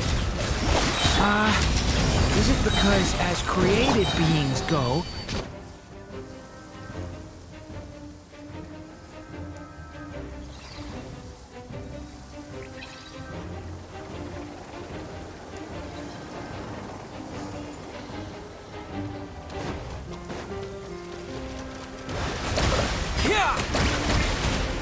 By the Frostman of old. Forest, it all adds up. People have always used fire to drive away wild beasts. Wouldn't a lantern work just as well? You read my mind, my dear friend. I was just about to say that. All right then, dear friend. Bring the light! The mystery unravels. Can't hide the truth.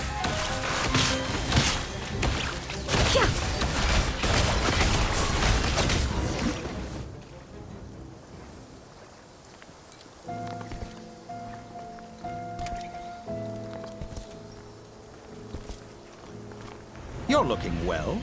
I trust you've had a good couple of days. Dottore. It's actually a good thing, in my view.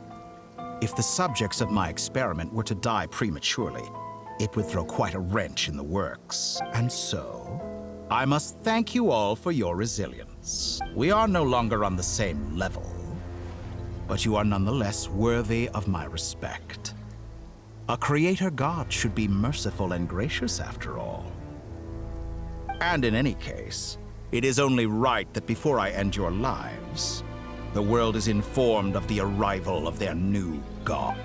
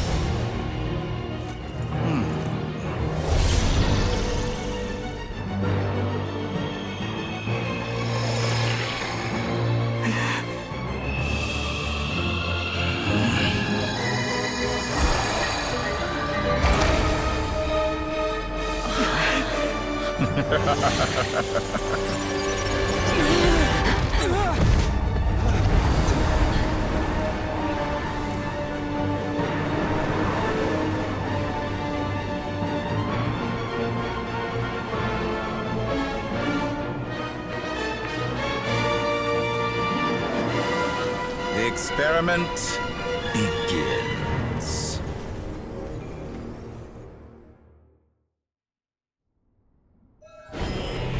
With the marrow of the 3 moons in my hand, behold the false moon's fall!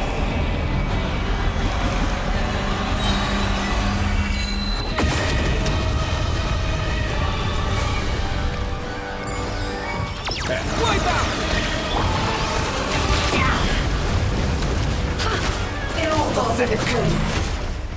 For the everlasting forest, leave this. Close your eyes. Do you fear the dark? Observe. Be silent. Do you fear the dark? The night entered. Me, water jet! Yeah! The deception ends here. No more lies. Good, keep it up. I'm still collecting data. With one heart, we pray. Chorus, protect us. Did you honestly think that Be silent. Close your eyes. First, like an ant in my palm. Are you quite finished? I've been moved inside another space, and it's sealed off. Looking at the structure of it, it seems like Dottore intends to trap us here. There's no exit. Our endurance is about to be put to the test. Perhaps you could... Go! Can't hide the truth. No more lies. Let's see what you're made of. Let's see what you're made of. You poor lost lamb. You cannot face me. Water fountain!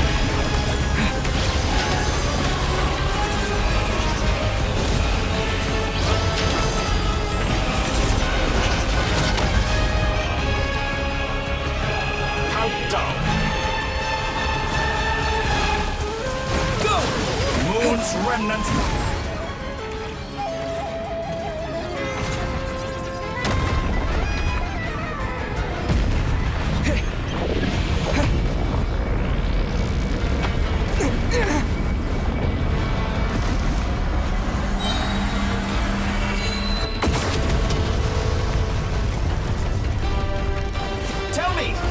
you try scurrying off to next?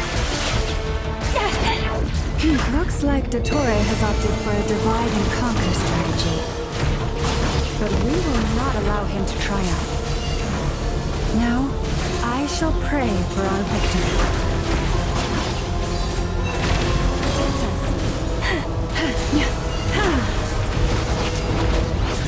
Entropy bends to me. Can I be true? A finger nail. It all falls into place. Water jet! Openings on purpose. It all adds up.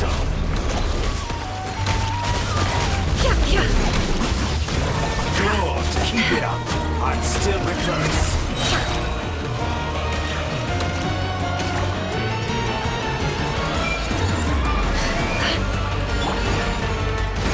Wipe out!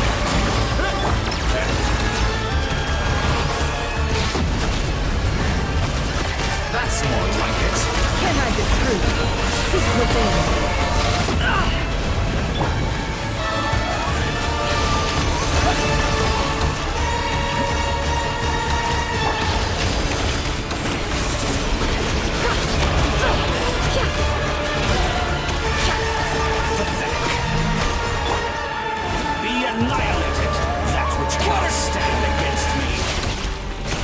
How unfortunate. What's this supposed to be? A knockoff version of the space Columbine got trapped in? There really is no way out. We'll see about that, Dottore.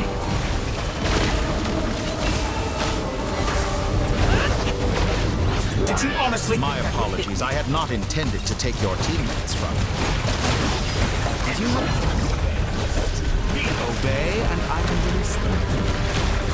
An excellent deal, if you ask me. Won't you consider? Good. Keep it up. I'm still collecting data.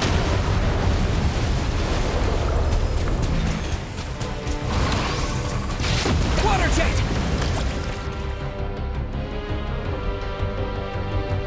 I'm aware you've been working on some little tricks to surprise me with, but it appears that none of them have come to fruition. My guess would be that you're trying to bring Columbina back.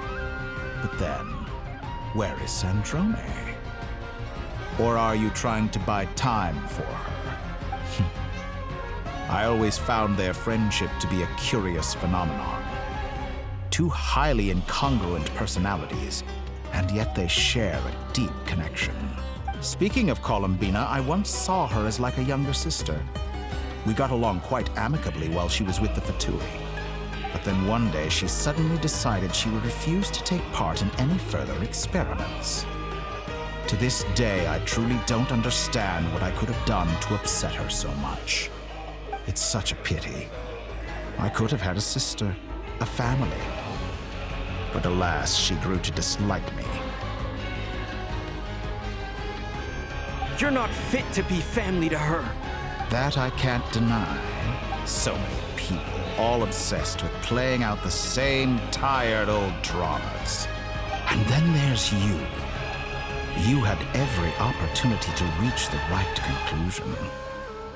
The thought of killing you off like this? But I maintain that I approached you in good faith, so I will offer you another chance. Will you work with me? You have until I count to 10 to make your choice. 1, 2, 3. Not in a million years. Huh.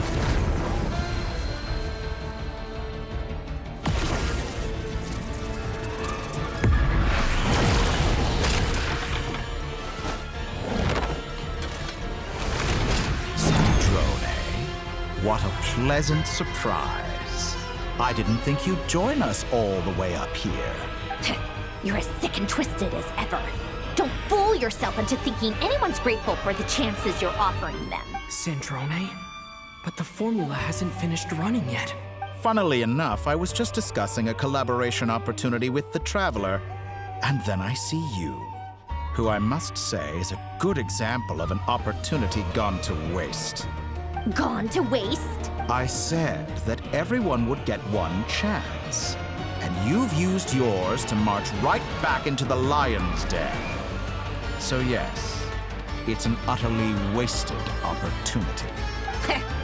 And what makes you think I believe a word that comes out of your mouth? I was planning on disposing of your little formula after wrapping up more urgent business here. Since you've taken the trouble of serving it to me on a silver platter, I can simply bring it forward in the schedule.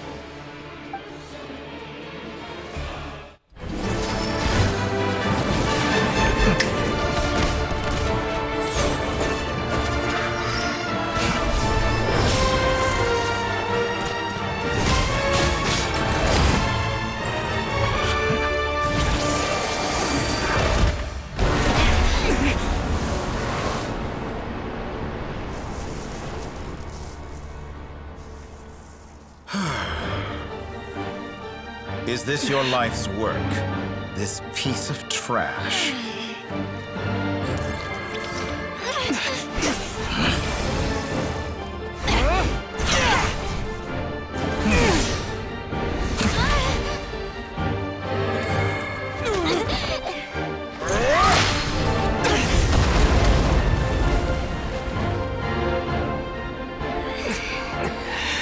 Your formula runs too slowly, Sandrone. You put your hope for success on others instead of fighting dirty. That is why you have failed. Now, whom should I slay first? Any volunteers? No one? How nice of you to leave the decision to me.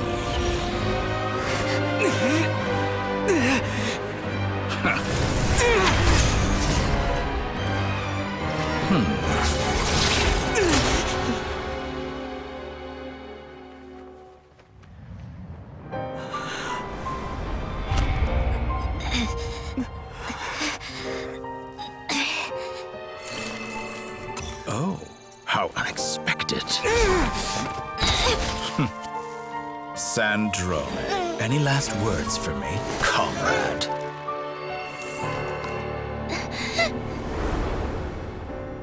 Is there anything you wish for? Not really. But I've always known what I don't want. Go to hell, Dottore.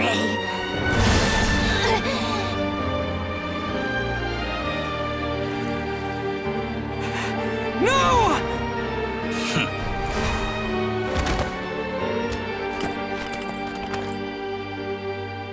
And now, you have failed.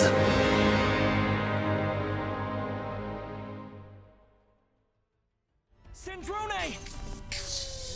Now you see how fragile mechanical contraptions are. Just a gentle tap, and they fall to pieces. However keen of an inventor Sandrone may have been, her death spells the end of the formula that was running inside her body. Of course, I have to commend her for making it this far. As her colleague, I have to admire her stubborn tenacity. Now, it is time for you to take your place by my side. My count was interrupted, but the second chance I extended to you still stands. Once again, you are welcome to join me. By now, I'm sure you have gained a greater appreciation for the power and authority I wield. What is stopping you from embracing a new world of endless possibilities? Not in the mood to talk? As you wish. You seem less talkative than usual today. I'll change the topic to something more apropos. Sandrone was always like this, never trusting anyone. Always so reluctant to share her research with them. Objectively speaking, she had her strengths. It is remarkable how she extracted and even optimized the world formula from so much data. But her inability to trust was her undoing. Had she allowed someone else to monitor or run the formula for her, you might still have a chance at victory even now. But regrettably, she was a stubborn fool. As much as it pains me, she had to go. Dottore. Maybe this is news to you, but people can change. Columbina surprised you when she escaped. And I think Sandrone would surprise you too. Change? You can twist the truth however you want, but I see it clear as day. You're the one who can't trust other people. Is that how you see me? By this point, what can you hope to do about it? It is pointless to fight on. You've already lost. Wrong. You can't win this, Dottore.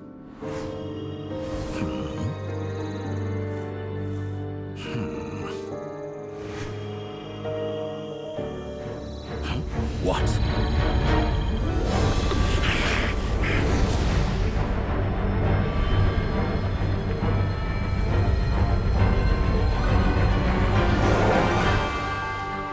My formula can get us 90% of the way. It will connect you to Columbina. Then, I will bring the formula's output to the Traveler's side. For the last 10%, do whatever it takes. Just bring the moon down.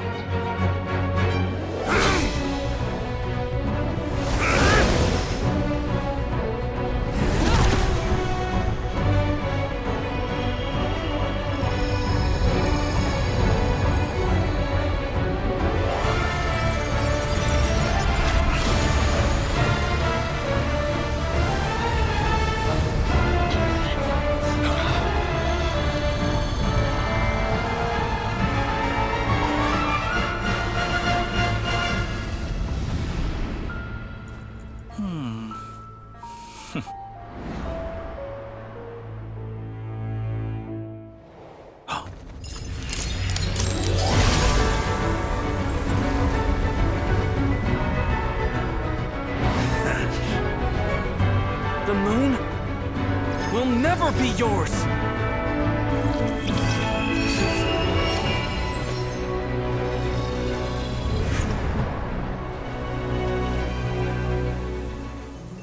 I turn my body into moonlight and pour it over Nodcry.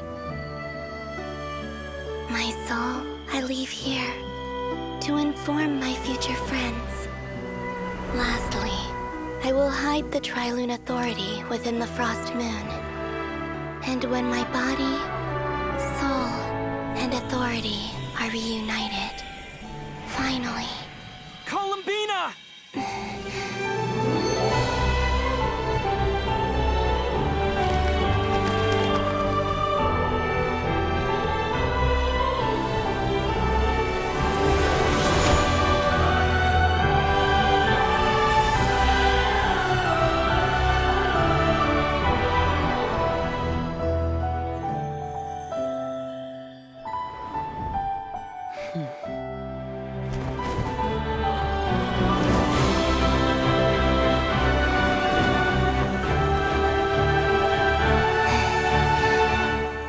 It's been too long.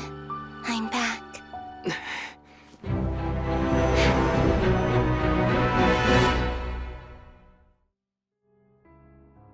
Stay focused on the battle, Traveler.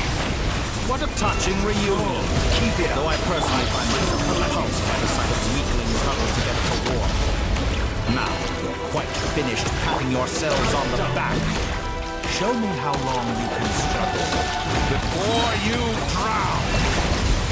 Watch out, Columbina! You're in space itself! I know. Whenever the right moment, we'll strike together. Moon's remnants fall!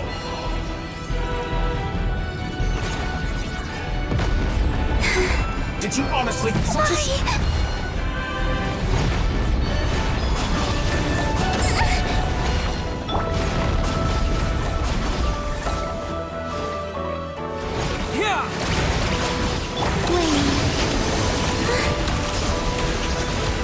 Leaving openings on purpose? Confident, aren't we? Did all the long years teach you nothing?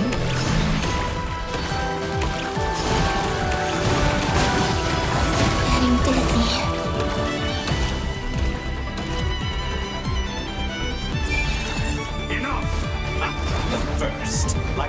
in my palm.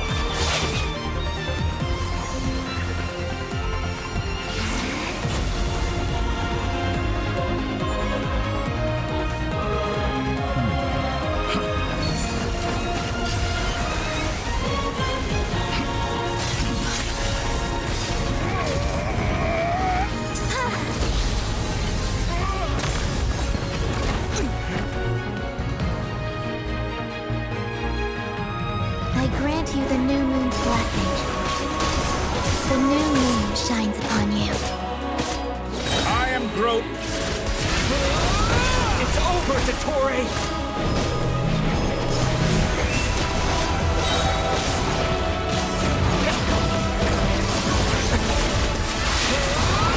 Time to pay for your heinous crimes! No longer must the world cower in the cold night.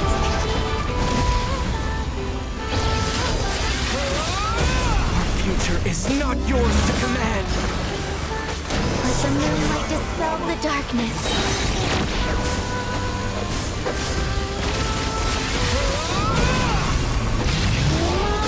Everlasting as the moon. I'm so close to the new...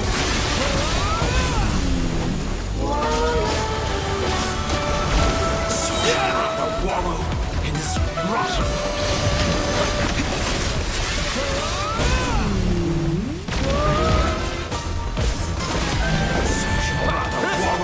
in this rotten, decaying world!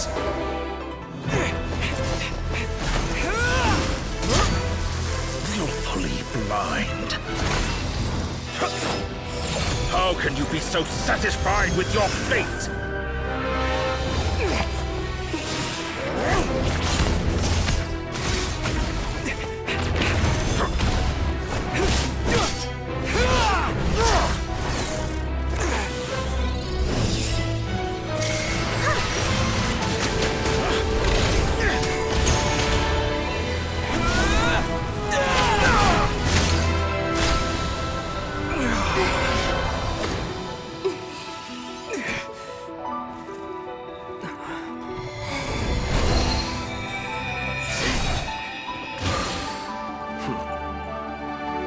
This battle was never about fate. It's about friends, family, and the home you stole from them. So dull. Only the weak rely on each other for comfort. You shall see. Once I transcend fate, you will be nothing but fodder for my grand experiment! That will never happen.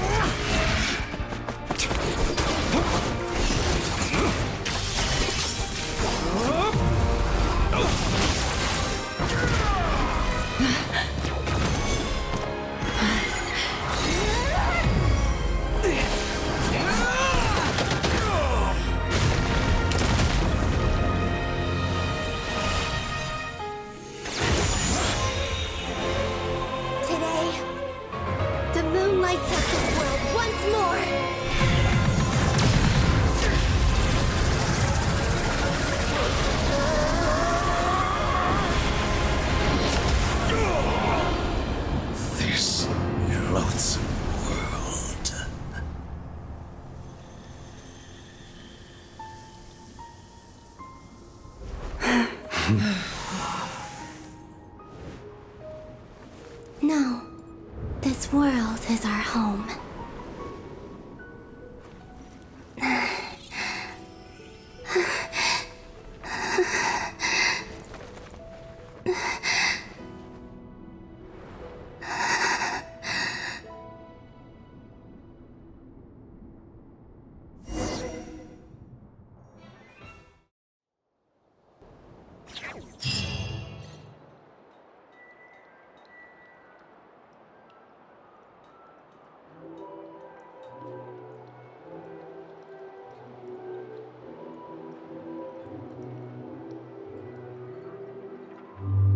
doing it wrong. The moon looks like this now. What are you drawing, children? The new moon, Mom. It looks different than before, doesn't it? Also... Can I go buy a sugar sculpture today? Please? Just one? All right. I suppose today is a special day after all. Almost like a festival. Extra, extra! Get the latest Nasha Express here! Post-disaster report! Nasha Town reborn beneath a new moon! The voyage begins today! The future looks bright thanks to the League. Want a copy? I knew things would be different. They say a new moon goddess has been born. A new moon goddess? Who's saying that? The Frost Moon Scions? I guess so. I'm not too clued up on the details. As far as I'm concerned, the moon's still in the sky and it's business as usual. Hey, since we've come all this way, shall we grab ourselves a free meal while we're here? Are you a convert now? Oh, come on. What does it matter? After everything we've all just been through? That smells good. All right, that's it. I'm hungry. Come on! We gotta get there early, or they're... Shh, keep it down. This is a residential area.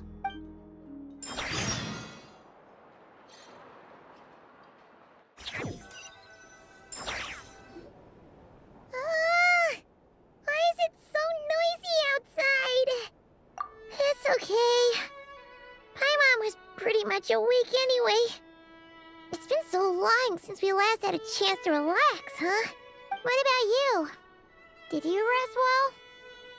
Still winding down from everything that's happened? Or are you wondering how our friends are doing? Or is it about what Dotori said to you? Okay, if you say so. But don't push yourself, alright? Let Paimon know if you need to talk. What we just went through was... a lot. It's totally normal if you need some time to get back in your groove. Luanatar disappeared after Columbina came back. Apparently, she was part of Columbina's soul or something. Still, Paimon kind of misses Luanatar somehow. But anyway, you did great. So did Paimon. We all worked our butts off to contain this disaster, and in the end, we made it. So, chin up, Traveler. You should be proud of yourself. Hey, don't poke fun. You should be glad that Paimon's growing as a person. Paimon didn't think you'd mention it. You have no idea how anxious Paimon was. She was worried sick about you. Well, if you really want to show Paimon you're sorry, you're gonna need to make it up to her. You...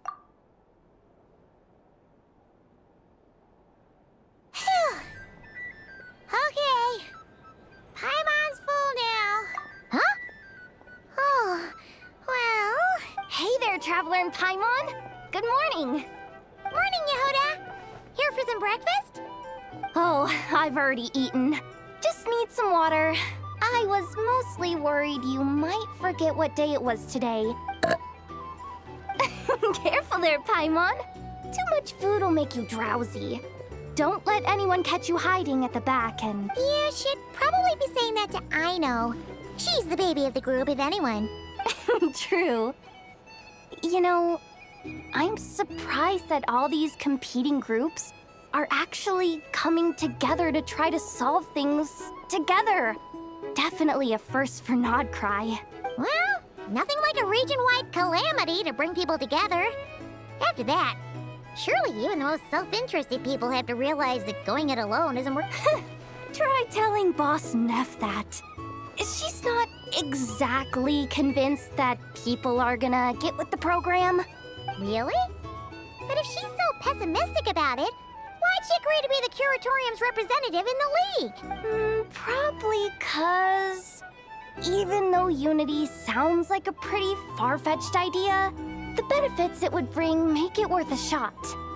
I think things will work out, though.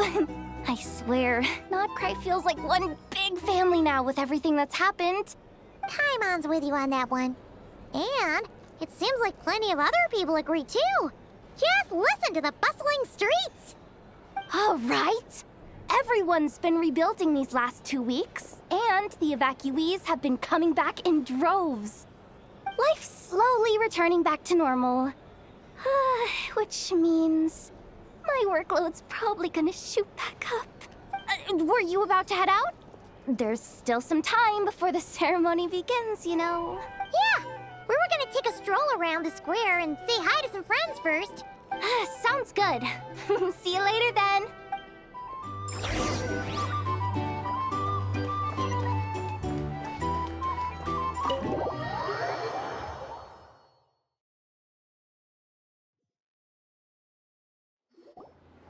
Please accept today's boon. Have a nice day. Are Paimon's eyes deceiving her? Or is that Inefa handing out food for the Frost Moon Scions? Hello there.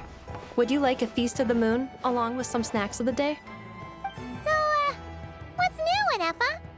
It was only a few days ago when we last saw you, but it looks like you've joined the Frost Moon Scions and that... And I know too? What are you talking about, Paimon? We're just here to help. In the wake of the disaster, it's all hands on deck.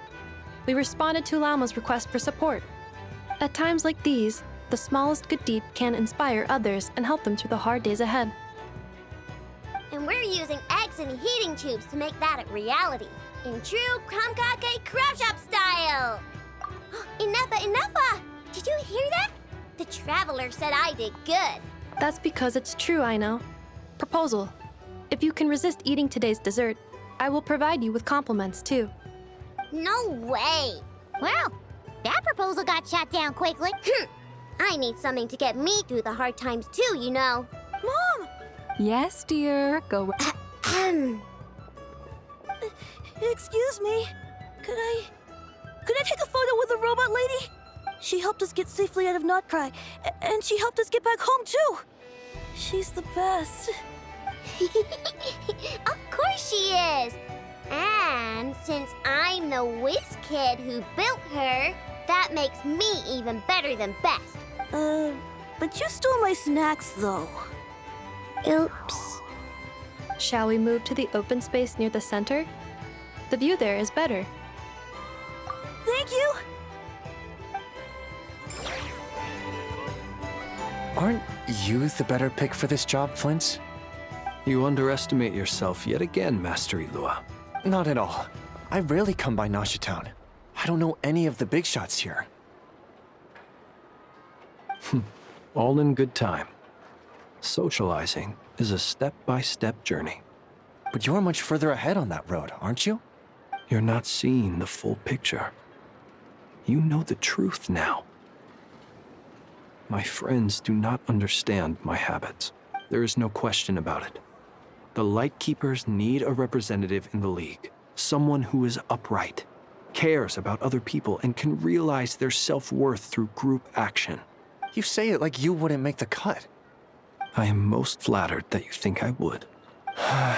Sigh a little less, Master Ilua, and have more faith in yourself. All the Lightkeepers agree that you're a very promising young man. That is precisely why Starshina and Nikita felt safe delegating such important work to you.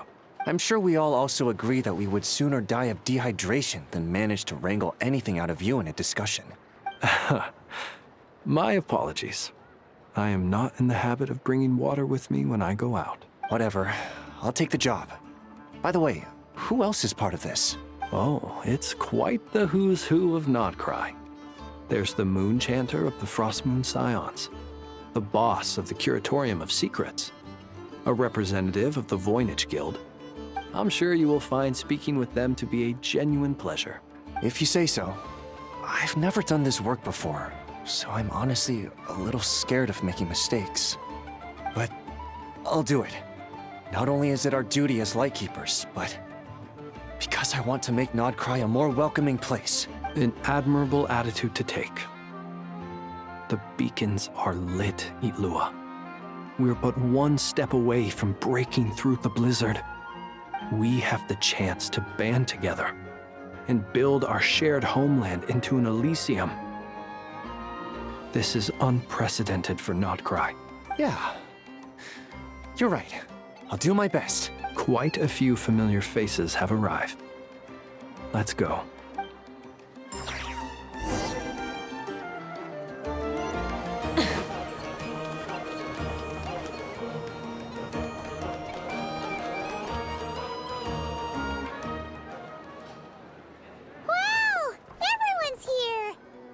You seem well rested. I know no one's asked, but I'm sure you all want to know, so let me just say, we're doing great. Well, great, but not perfect. I'm starting to lose my mind from boredom. Can't drink a drop of alcohol while I'm waiting for my wounds to heal. I'm sure you had a sneaky swig or two. Wait, how'd you find out? I'm sure you must be missing Mondstadt after all these years away, Grandmaster. Yeah, you could say that again. Every time I get news from Mondstadt, it makes me want to go back and see the place for myself. Honestly, once things are wrapped up here, I think it'll be time to head back home. Hey, looks like someone's taking the stage. Can everyone see okay? Anyone need a boost? I'll just listen from the back. You're taking this pretty seriously. Well, it's not every day that I get the chance to see how people speak in official settings. Soak it up like a sponge. I'll make sure you get a chance to practice for yourself later down the line. Actually, I know just the thing. You can debrief the Knights of Favonius for me. Mr. Varka, are you forgetting that I'm not a Knight of Favonius? I can knight you. Any particular title you'd like? Is he joking? I really can't tell. You'll have to figure this one out for yourself. It is my honor to host the opening ceremony for the League, and to have this opportunity to speak to you all in my capacity as Voynich Guild representative. Could this person also have been pushed onto the big stage by the real big shots? Guess I'm not the only one then. We come here today, having weathered the trials and hardships of yesterday, and having learned from them the importance of unity and cooperation. All right, here we go. Uh-oh, looks like Aino's off in Dreamland already. Wait, Boss is looking kinda drowsy too. What's up with her? Come on, get this speech over with already. Nodcry is our home, the land we rely on for survival. And as we chart a course for the future, may we persevere through the storms ahead as we sail towards a new era of prosperity, freedom, and hope.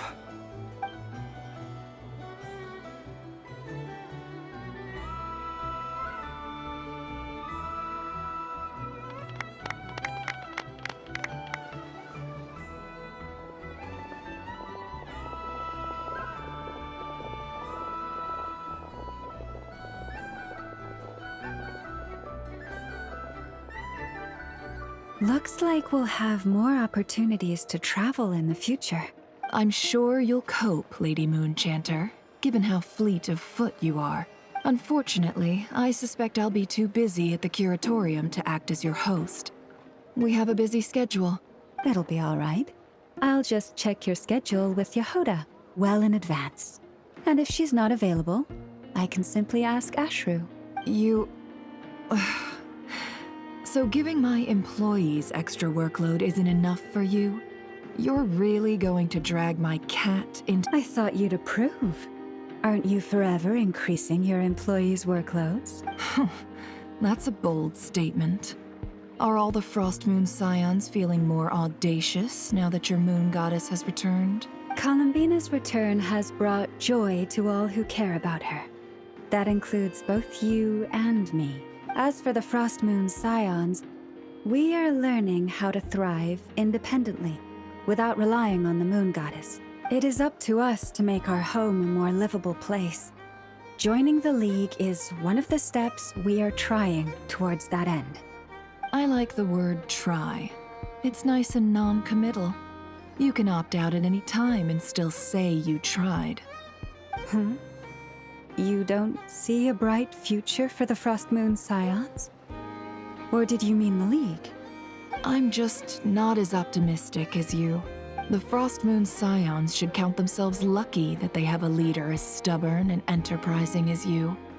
But Nodcry's a big place, with all kinds of people. Most of them don't enjoy answering to a leader, or even listening to reason. Well, that's where you and your methods come in. Unless the Curatorium of Secrets is only here for appearances. For now, yes.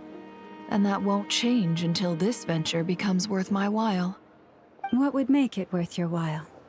Getting out more than I put in. Right now, I'd barely break even, but I'll grant that it's a good start for Nodcry. Then maybe it's worth a try. All right, you can stop now. Or do I have to join the Frost Moon Scions before you'll get off my back? You'd be very welcome to join us. Hey, you two! Congrats on all your hard work! What are you chatting about? Nefer was trying to dissuade me from adding to her employees' workload. Also, she's considering joining the Frost Moon Scions. Sorry, what? Your conversations are always the most interesting. Would you two care to join me for some tea before heading to your next destination?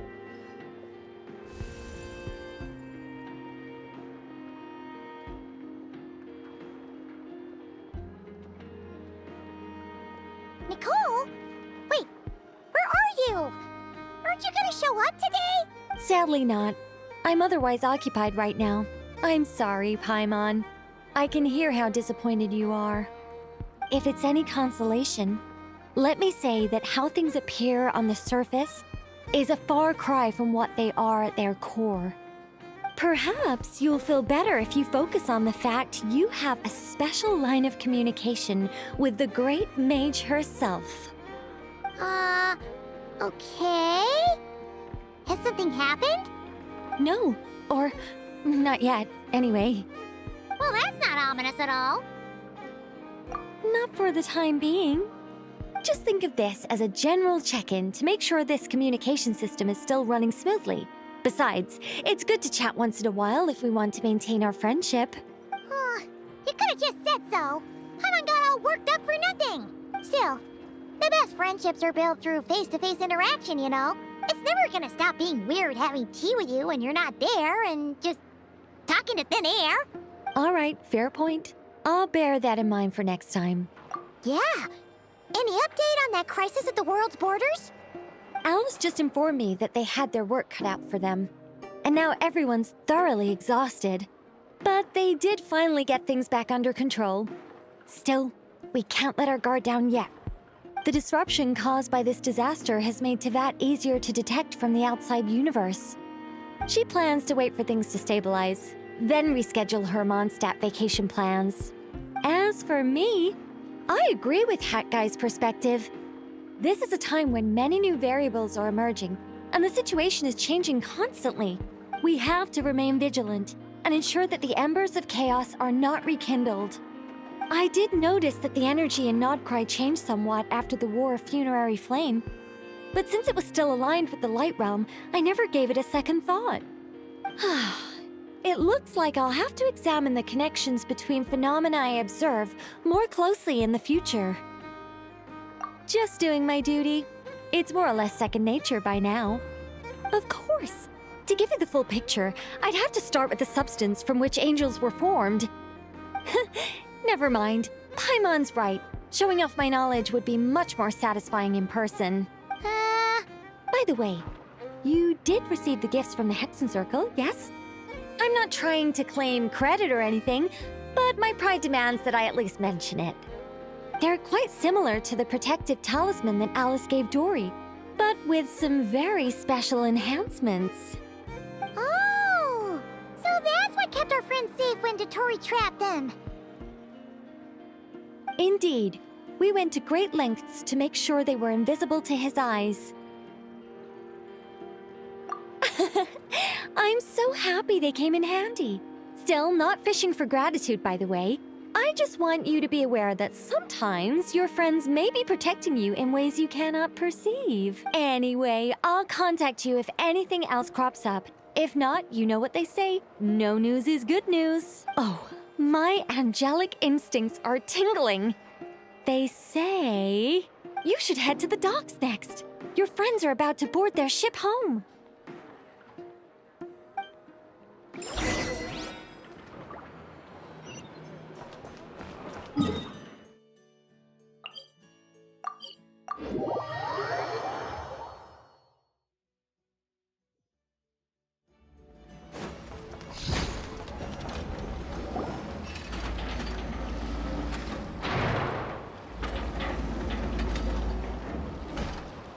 You're here. You're here too, Hat Guy! Are you heading back together? No. I'm bound for Sumeru, and she for Fontaine. We just happened to cross paths at the harbor. Everything seems fine. Sandrone may have an abominable temper, but she's always been very responsible with important calculations, and things entrusted to her by valued friends. You always speak as if you know us inside out, Mr. Hat Guy. Maybe I'm just a good judge of character. I certainly hope that's all there is to it. Regardless, you have been a significant help in this matter. For that, you have my gratitude. I didn't do anything special. Sandrone's the one who completed a seemingly impossible formula and turned the tide of the entire battle, even giving her life in the process. She's the one we should be thanking. Even we were unaware that Sandrone had hidden the real formula inside Polonia's body. She managed to fool Dottore into thinking the formula was running in her system by installing an identical-looking decoy within her. She probably realized that she didn't have the strength to stop Dottore. But this way, she could at least get him to lower his guard. She always worked like that. Always had a backup plan. Well, that's why I'm traveling to Fontaine. She made a request of me long ago, and the time has come to fulfill it. Think of it as her will. She said that should she ever fail in a mission, she'd like me to deliver her core and Polonia's to the Fontaine Research Institute. She also mentioned that she had made arrangements for people there to set her affairs in order. Some of her personal effects, such as her notes, were left to me. I've decided to take them back to the House of the Hearth, for safekeeping primarily, but also as mementos, I suppose. However, there is one book among them that I'd like to leave in your care. I'll have someone deliver it to your residence at the flagship at a later date. No, I was specifically warned not to tell her. This is her last wish, and I will abide by it. I can only hope so, but none of us here can know for certain. I bade farewell to Columbina earlier today.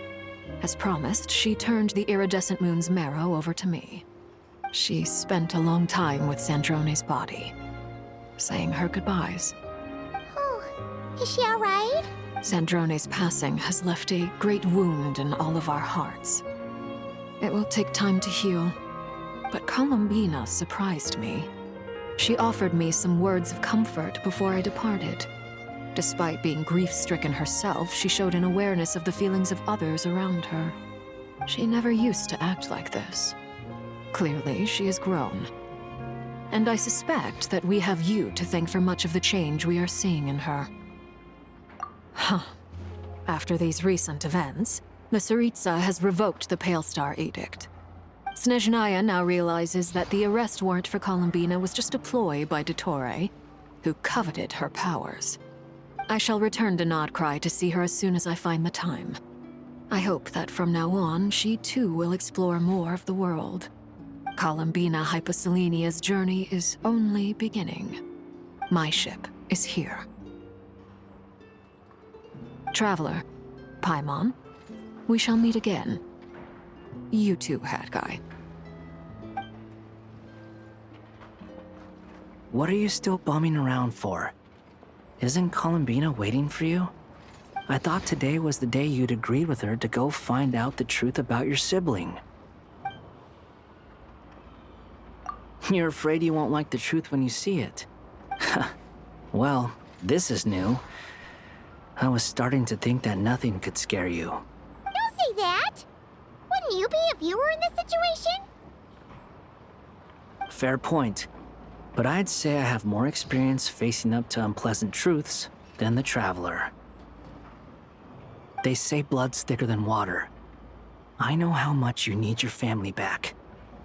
More than you need any of your friends. And I'm sure that all your real friends understand that too. No matter what the truth turns out to be, they will stick by you and support you, whatever decision you make. Finding the truth is important. But more important still is what you choose to do once you've found it. At least, that's the life lesson I've learned from my experience, grappling with the truth.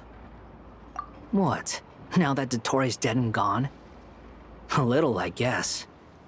But it hasn't solved everything. Maybe I regret not getting to end his life with my own hands. Or maybe it's something else. But for whatever reason, I still feel like I have a chip on my shoulder. Either way, I'm going back to Sumeru. Lesser Lord Kusanali is gonna need help dealing with all the chaos Dottori left in his wake. Not just from this incident, but everything he did in the past, too. You should continue with your journey, as you've always done. Who knows? Maybe we'll meet again someplace else. So, what should we do now? If you want to explore a bit more to steady those nerves, Paimon's game! After all, when Columbina said she knew where your ship was hidden, Paimon promised to give you two some alone time with the truth. It hasn't been all that long since we were last apart, sure, but with Columbina there, Paimon's sure things will be just dandy. Ain't no biggie. Paimon might be all about that food and fun, but she knows how to do right by people. Paimon's sure you'd prefer to digest the news about your sister in peace. But, no matter what you see, just know you can share it with Paimon. Of course, as long as it's not super private. If you can't make sense of something, let's give it some thought together. And even if we both can't figure it out, Paimon can at least treat you to a nice meal. Glad to hear it. Feel better now? Alrighty. Next up, time to meet with Columbina.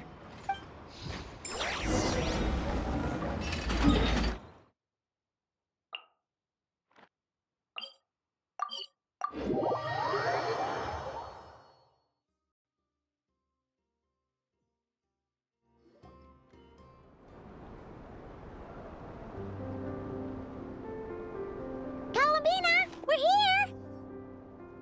Can't quite believe we're meeting out here. We've gotten used to walking over to Silver Moon Hall whenever we go see you. Well, you're still welcome to go there whenever you want to see me. It's just, now that it's all over, I've decided to make some changes. Try and fit in with the Frost Moon Scions, like Lama suggested. The older generation are still timid around me. They don't dare get too close, and they bow their heads when I walk by. But things are much better with the children. I see more curiosity in their eyes. Hopefully, by the time the next Moon Prayer Night comes around, I can enjoy the festival with them as myself, without having to pretend that I'm only dressed up as the Moon Goddess. You'll do fine, Columbina. Paimon's sure they'll realize you're super nice once they get to know you better. You really think so? When we first met, you thought I was a little up in the clouds. We were just starting out then, come on! So Alma told you, huh? I'm only teasing. I know that I have you to thank for pulling me back down to solid ground. It feels good to finally stand firm on the earth where I was born. Oh, that's great!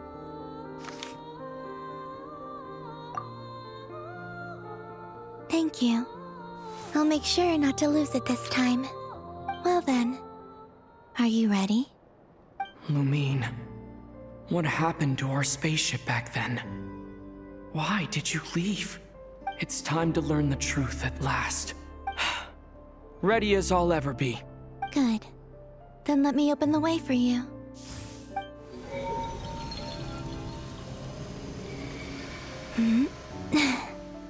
Where does this lead?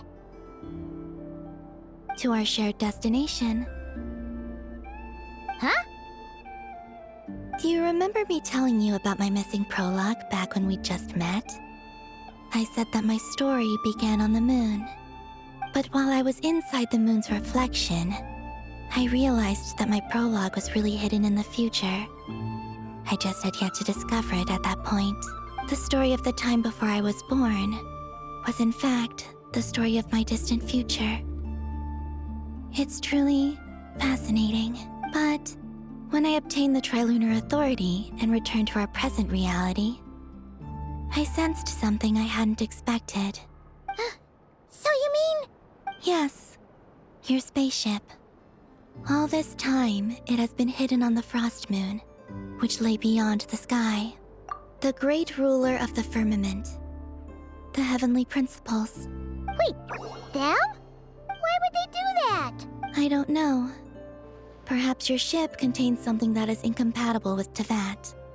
Or something that cannot be known. Oh, did I pick a bad time to say this? I know it must have been hard to work up the courage to do this. Maybe I should have waited until you were on the moon, with no chance to back out. That would have been kind of mean, you know. Take me there. Oh? Whatever is hiding in that ship, it belongs to me and Lumine. Those memories belong to us. No one else has the right to decide whether I should or shouldn't know about it. Not even the heavenly principles. Very well. Then let's go. You two take care, all right? And don't forget to come back soon. Rest assured, Paimon. We will. Traveler, after you. Thinking about the story that we'll find hidden on the moon? Yes. And hoping that it has a happy ending. Stories like that don't exist, you know. You don't believe in happy endings? I don't believe in endings.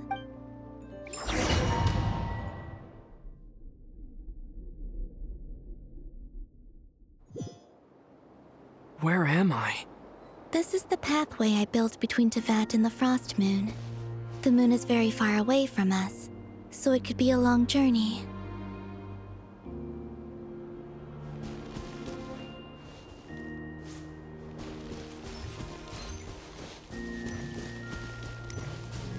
After I obtained the Trilunar Authority, I unwittingly saw past events from many of my friends' lives. One was Lauma. She was so young when they chose her to be the Moon Chanter. From then on, the Frost Moon Scions looked to her to bring messages from their goddess. But, for better or worse, I had left Hisi Island before she was ever born. It was not until much, much later that she met me. I think it's for the best. Because of the way things turned out, you had the opportunity to become friends. You're right. In that sense, I think we were both very lucky.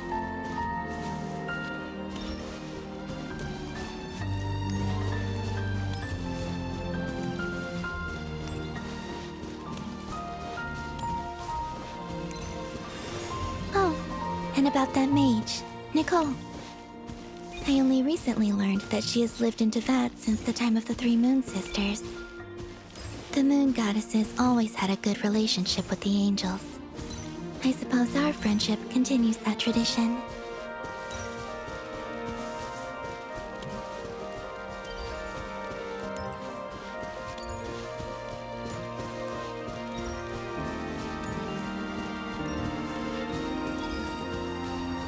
And then, there's Zandrone. I never knew that much about her, beyond the fact that she was created by someone called the Lord Artificer. She, too, suffered for a long time before joining the Fatui.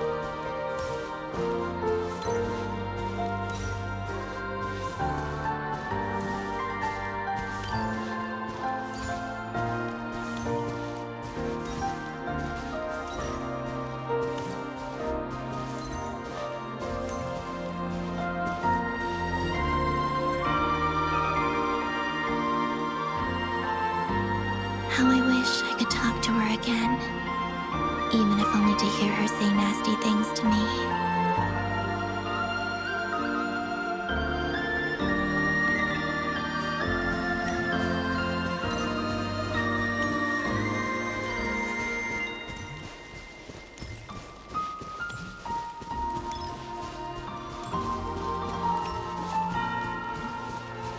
Also, I saw your siblings' story. I'm afraid I didn't see much. It seems that she rarely came to the surface, where the moonlight shines. But I did notice that back when you first set out on your journey, she would often appear nearby, gazing at you from afar with a guilty look in her eyes. Lumine. Let us speak no more of the past. I probably shouldn't reveal so much about my friends. It's not my place. Let the moonlight carry us forth. We are very close now.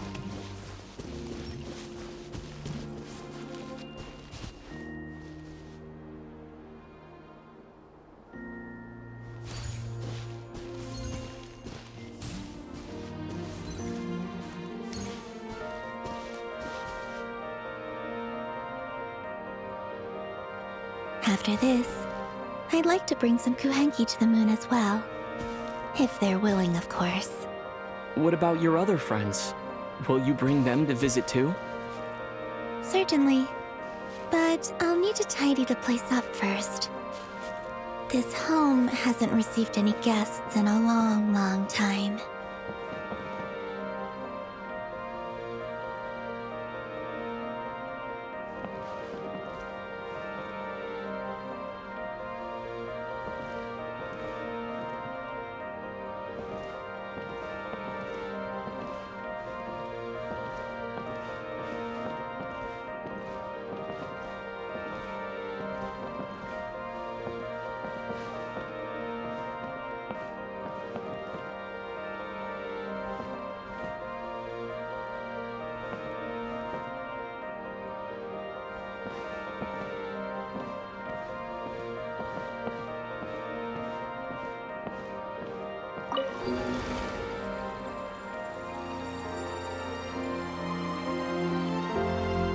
I remember writing something similar with you on Moon Prayer Night.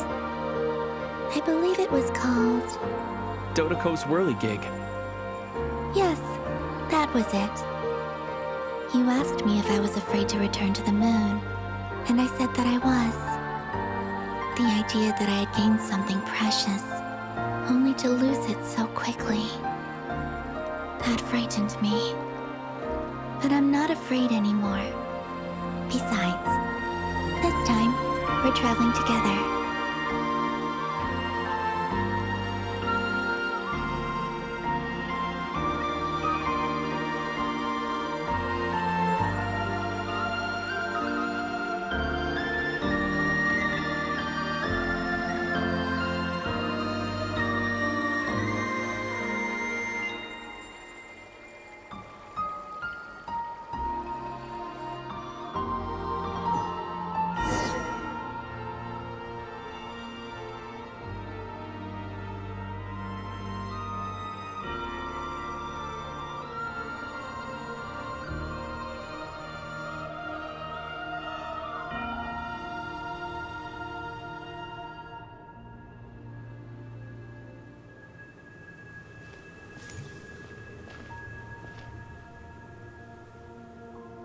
We're here.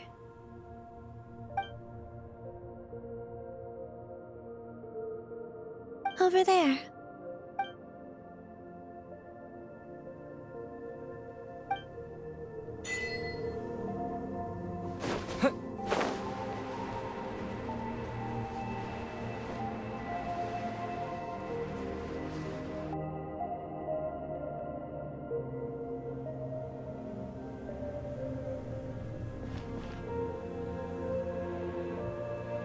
Our spaceship. It's huge. I suppose that the moon is the only place one could hide it. It'll be all right. Huh? The way you feel in this moment, I went through it too, on Moon Prayer Night. The door was right in front of me, but I struggled to find the courage to step through. Solitude for me once meant living a life in which even I was absent. Before I met you, that was the only life I knew. But that night, solitude meant throwing away the life I had gained after meeting all of you. Columbina. Go. Retrieve the part of your life that was once lost. Trust me, you will lose nothing by doing so. Look, Teyvat is right there. All of our friends are down there, waiting for... You're right. Thanks, Columbina.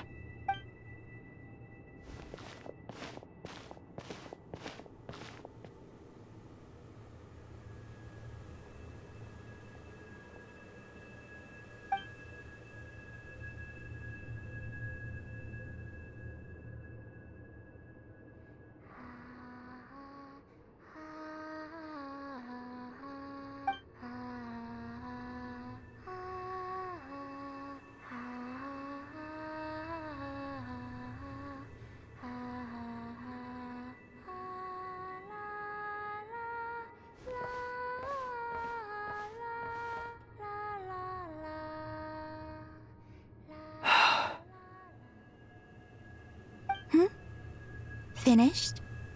Yeah. Why did you take your eye mask off? Well, since my return, I've decided to take more opportunities to see the world with my own eyes. Besides, I've always wondered how Tevat looks from the moon. And what do you think?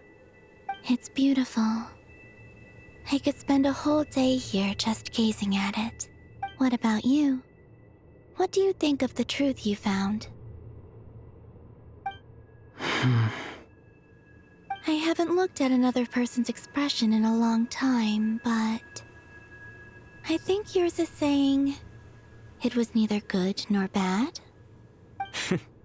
Keep this up, and it won't be long before you give Nephra a run for her money. Oh, I don't think that's going to happen. I'm much more used to sensing what's going on around me with Kuvaki. I think I'll save my eyes for seeing special moments I really want to remember. I read the spaceship's flight logs. I always assumed that this was my first time in Tevat. I thought that Lumine and I must have been hibernating in space for centuries on end. But the logs show that our spaceship flew over the skies of Tevat once before. A long, long time ago. Flew over? So you didn't land? No, the ship barely came to a stop before flying on again. After that, it continued traveling through space for a long time. Some of the data is corrupted, but I suspect that it kept flying for thousands of years. It was only after that that the ship made a forced landing in Nodcry. When Lumine found me, she came from outside the ship. Could this mean that she left the ship long before I did? Maybe even during our first pass over Tevat. Are you all right? Yes, I can feel that the truth is coming together, one small piece at a time. I remember Lumine telling me that when she first arrived in Conria, she could not recall the past. So this might be something that even she doesn't know. Here, I made some space for you. Your mind must be racing, and this seems like the perfect place to relax and clear your head. Oh, wait, there's one more thing. What is it? Wait here a moment.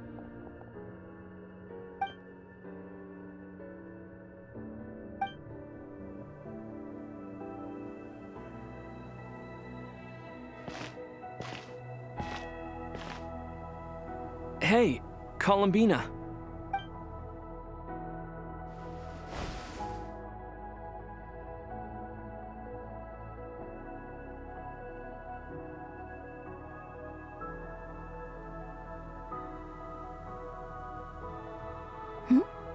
Is that a new outfit? An old one, technically. It's been in a cabinet inside the ship this whole time. It's a matching pair with Lumine's. She always liked this set more. Huh. I don't think there's a huge difference. Really? Yes. It's still the same you. You're the same person, no matter what clothes you wear. Only Columbina would make an observation like that. Traveler, do you consider Tevat your home? Home is wherever Lumine is. But then after all the time I've spent here, yes, I'd say it's my home. Would you change your answer if Tevat changed appearance? I mean, if the truth about Tevat turned out to be different than what you thought. I don't know, but I don't think so. The truth is not what matters most to me about Tevat. When I was first born, I longed for a home. And when you get something before you're mature enough to understand the world, you just take it at face value. I thought that a home was a transaction. You give me what I want, and I'll do the same for you. But you and your friends taught me what a true home should look like. You never asked for anything, yet you gave so generously to me. That's because your friendship matters to us. It was worth it. In the past, I thought that my birth in Nodcry must have been a mistake. But after journeying to the distant past where the story began, I realized that it was I who chose Nodcry to be my future home. Now, I am glad that I made that choice. I'm sure your friends are just as glad. In fact, I intend to make the same choice today as I did back then. What do you mean? Well, I've given the Eternal Moon's Marrow to Lauma, and the Iridescent Moon's Marrow to Arlecchino. And now, I shall return my Kuvagi to Nodcry again, that it may continue to protect my chosen home. Wait, but what about your body? Oh, are you worried that I'll disappear again? I won't. Not this time. The Frost Moon has now entered the false sky, and I am the Tri-Lune Goddess. I am only returning to Nodcry the part of me that it needs.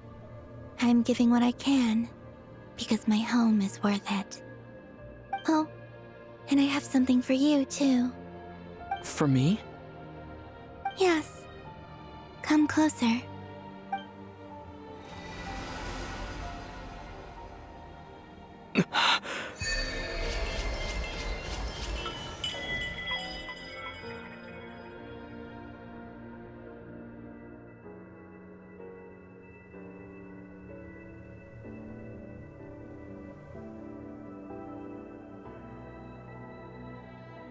What was that? I lifted some of the restrictions this world placed on you. I trust this will help in your future adventures. My power. It feels like it's grown. I can use the elements more freely now. Thank you. This will be a great help. You're welcome. I see you as family, and after everything you've done for me, In fact, no. It's not because I owe you. It's because you're worth it. Here, this flower is for you.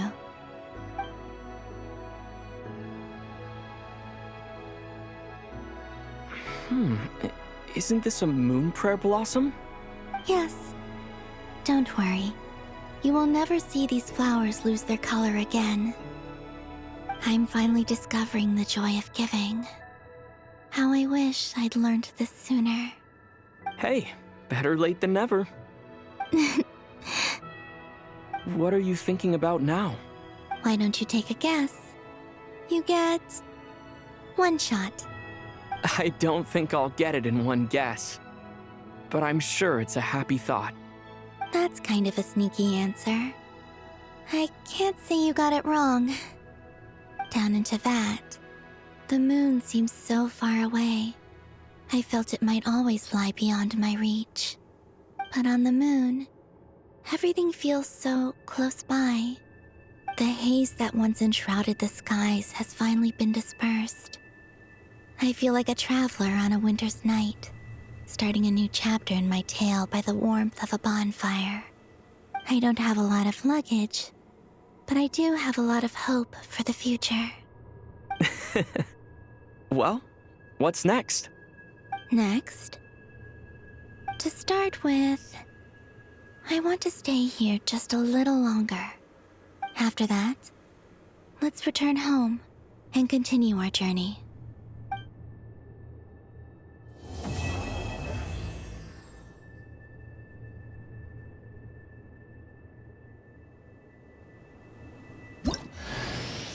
These clothes bring back so many memories.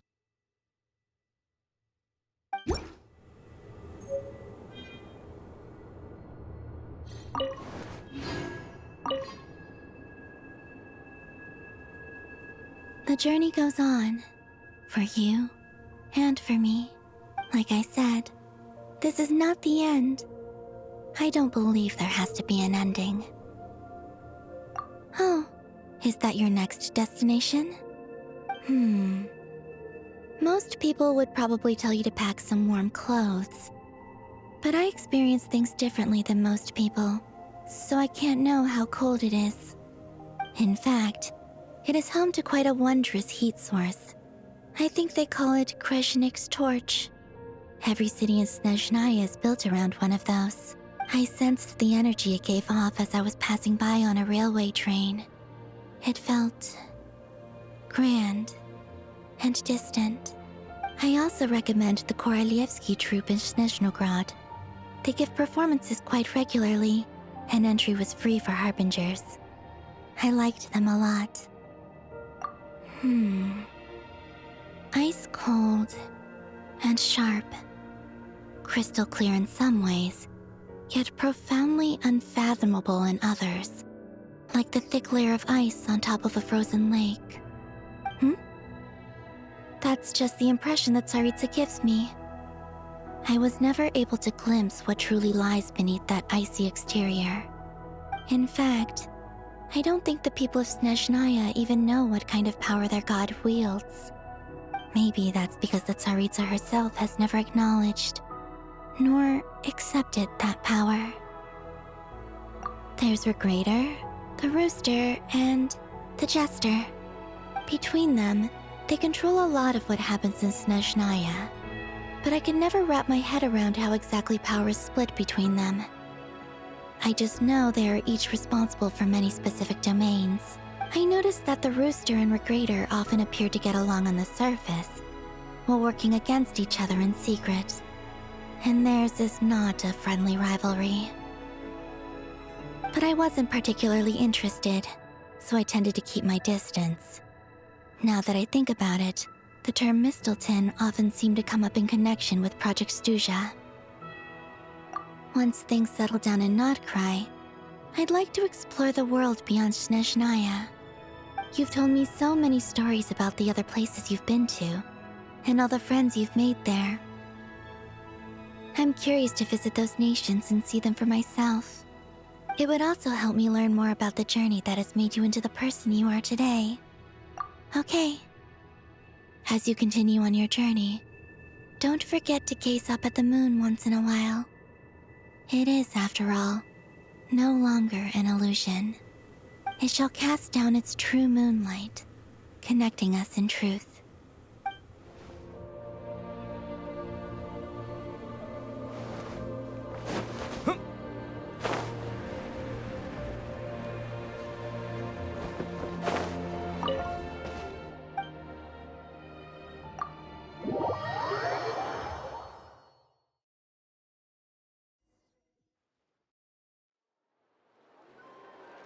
To Jean, acting Grand Master of the Knights of Favonius. This preamble is such a pain to write. It's probably high time we got rid of this acting business. I trust that Dern has updated you all on recent events. Hope we didn't worry you too much. The good news is, we managed to come together and put a stop to the Doctor's evil schemes. With that, I think it's safe to say that Notcry is finally out of the woods. As for the Fatui, not counting the Damselette, aka the Moon Goddess, who has left their organization, we found ourselves allied in this instance with both the Knave and Marionette. May she rest in peace. As ever, we find ourselves better off for making friends rather than enemies. But until we can ascertain the Tsaritsa's true intentions, the future remains uncertain. In a short while... Wait. How am I meant to surprise everyone if I tell them in a letter that I'm heading home? Well, that would be a huge waste. Okay, got it. I will begin sending the expeditionary team back home in waves. I'm sure they'll be able to answer any questions you still have. I hope they won't gloss over the details of my many heroic deeds. But if they do, I'm sure it'll be because they're just too exhausted from the long journey. I think of Mondstadt daily. Please give everyone my best regards. P.S. The honorary knight went above and beyond this time. Are there any other honors we can give him? I'll leave it with you. P.P.S. Please be extra nice to Klee for the foreseeable future. I cashed in on the last favor that the Hexen Circle owed us, so we need to earn some more goodwill. If there's any serious problems, feel free to stick me in solitary confinement when I get back. I'll do the time for her. Whew. And that, as they say, is all she wrote. End of an era. And with the moon shining down brighter than ever, I think everyone is going to sleep well tonight.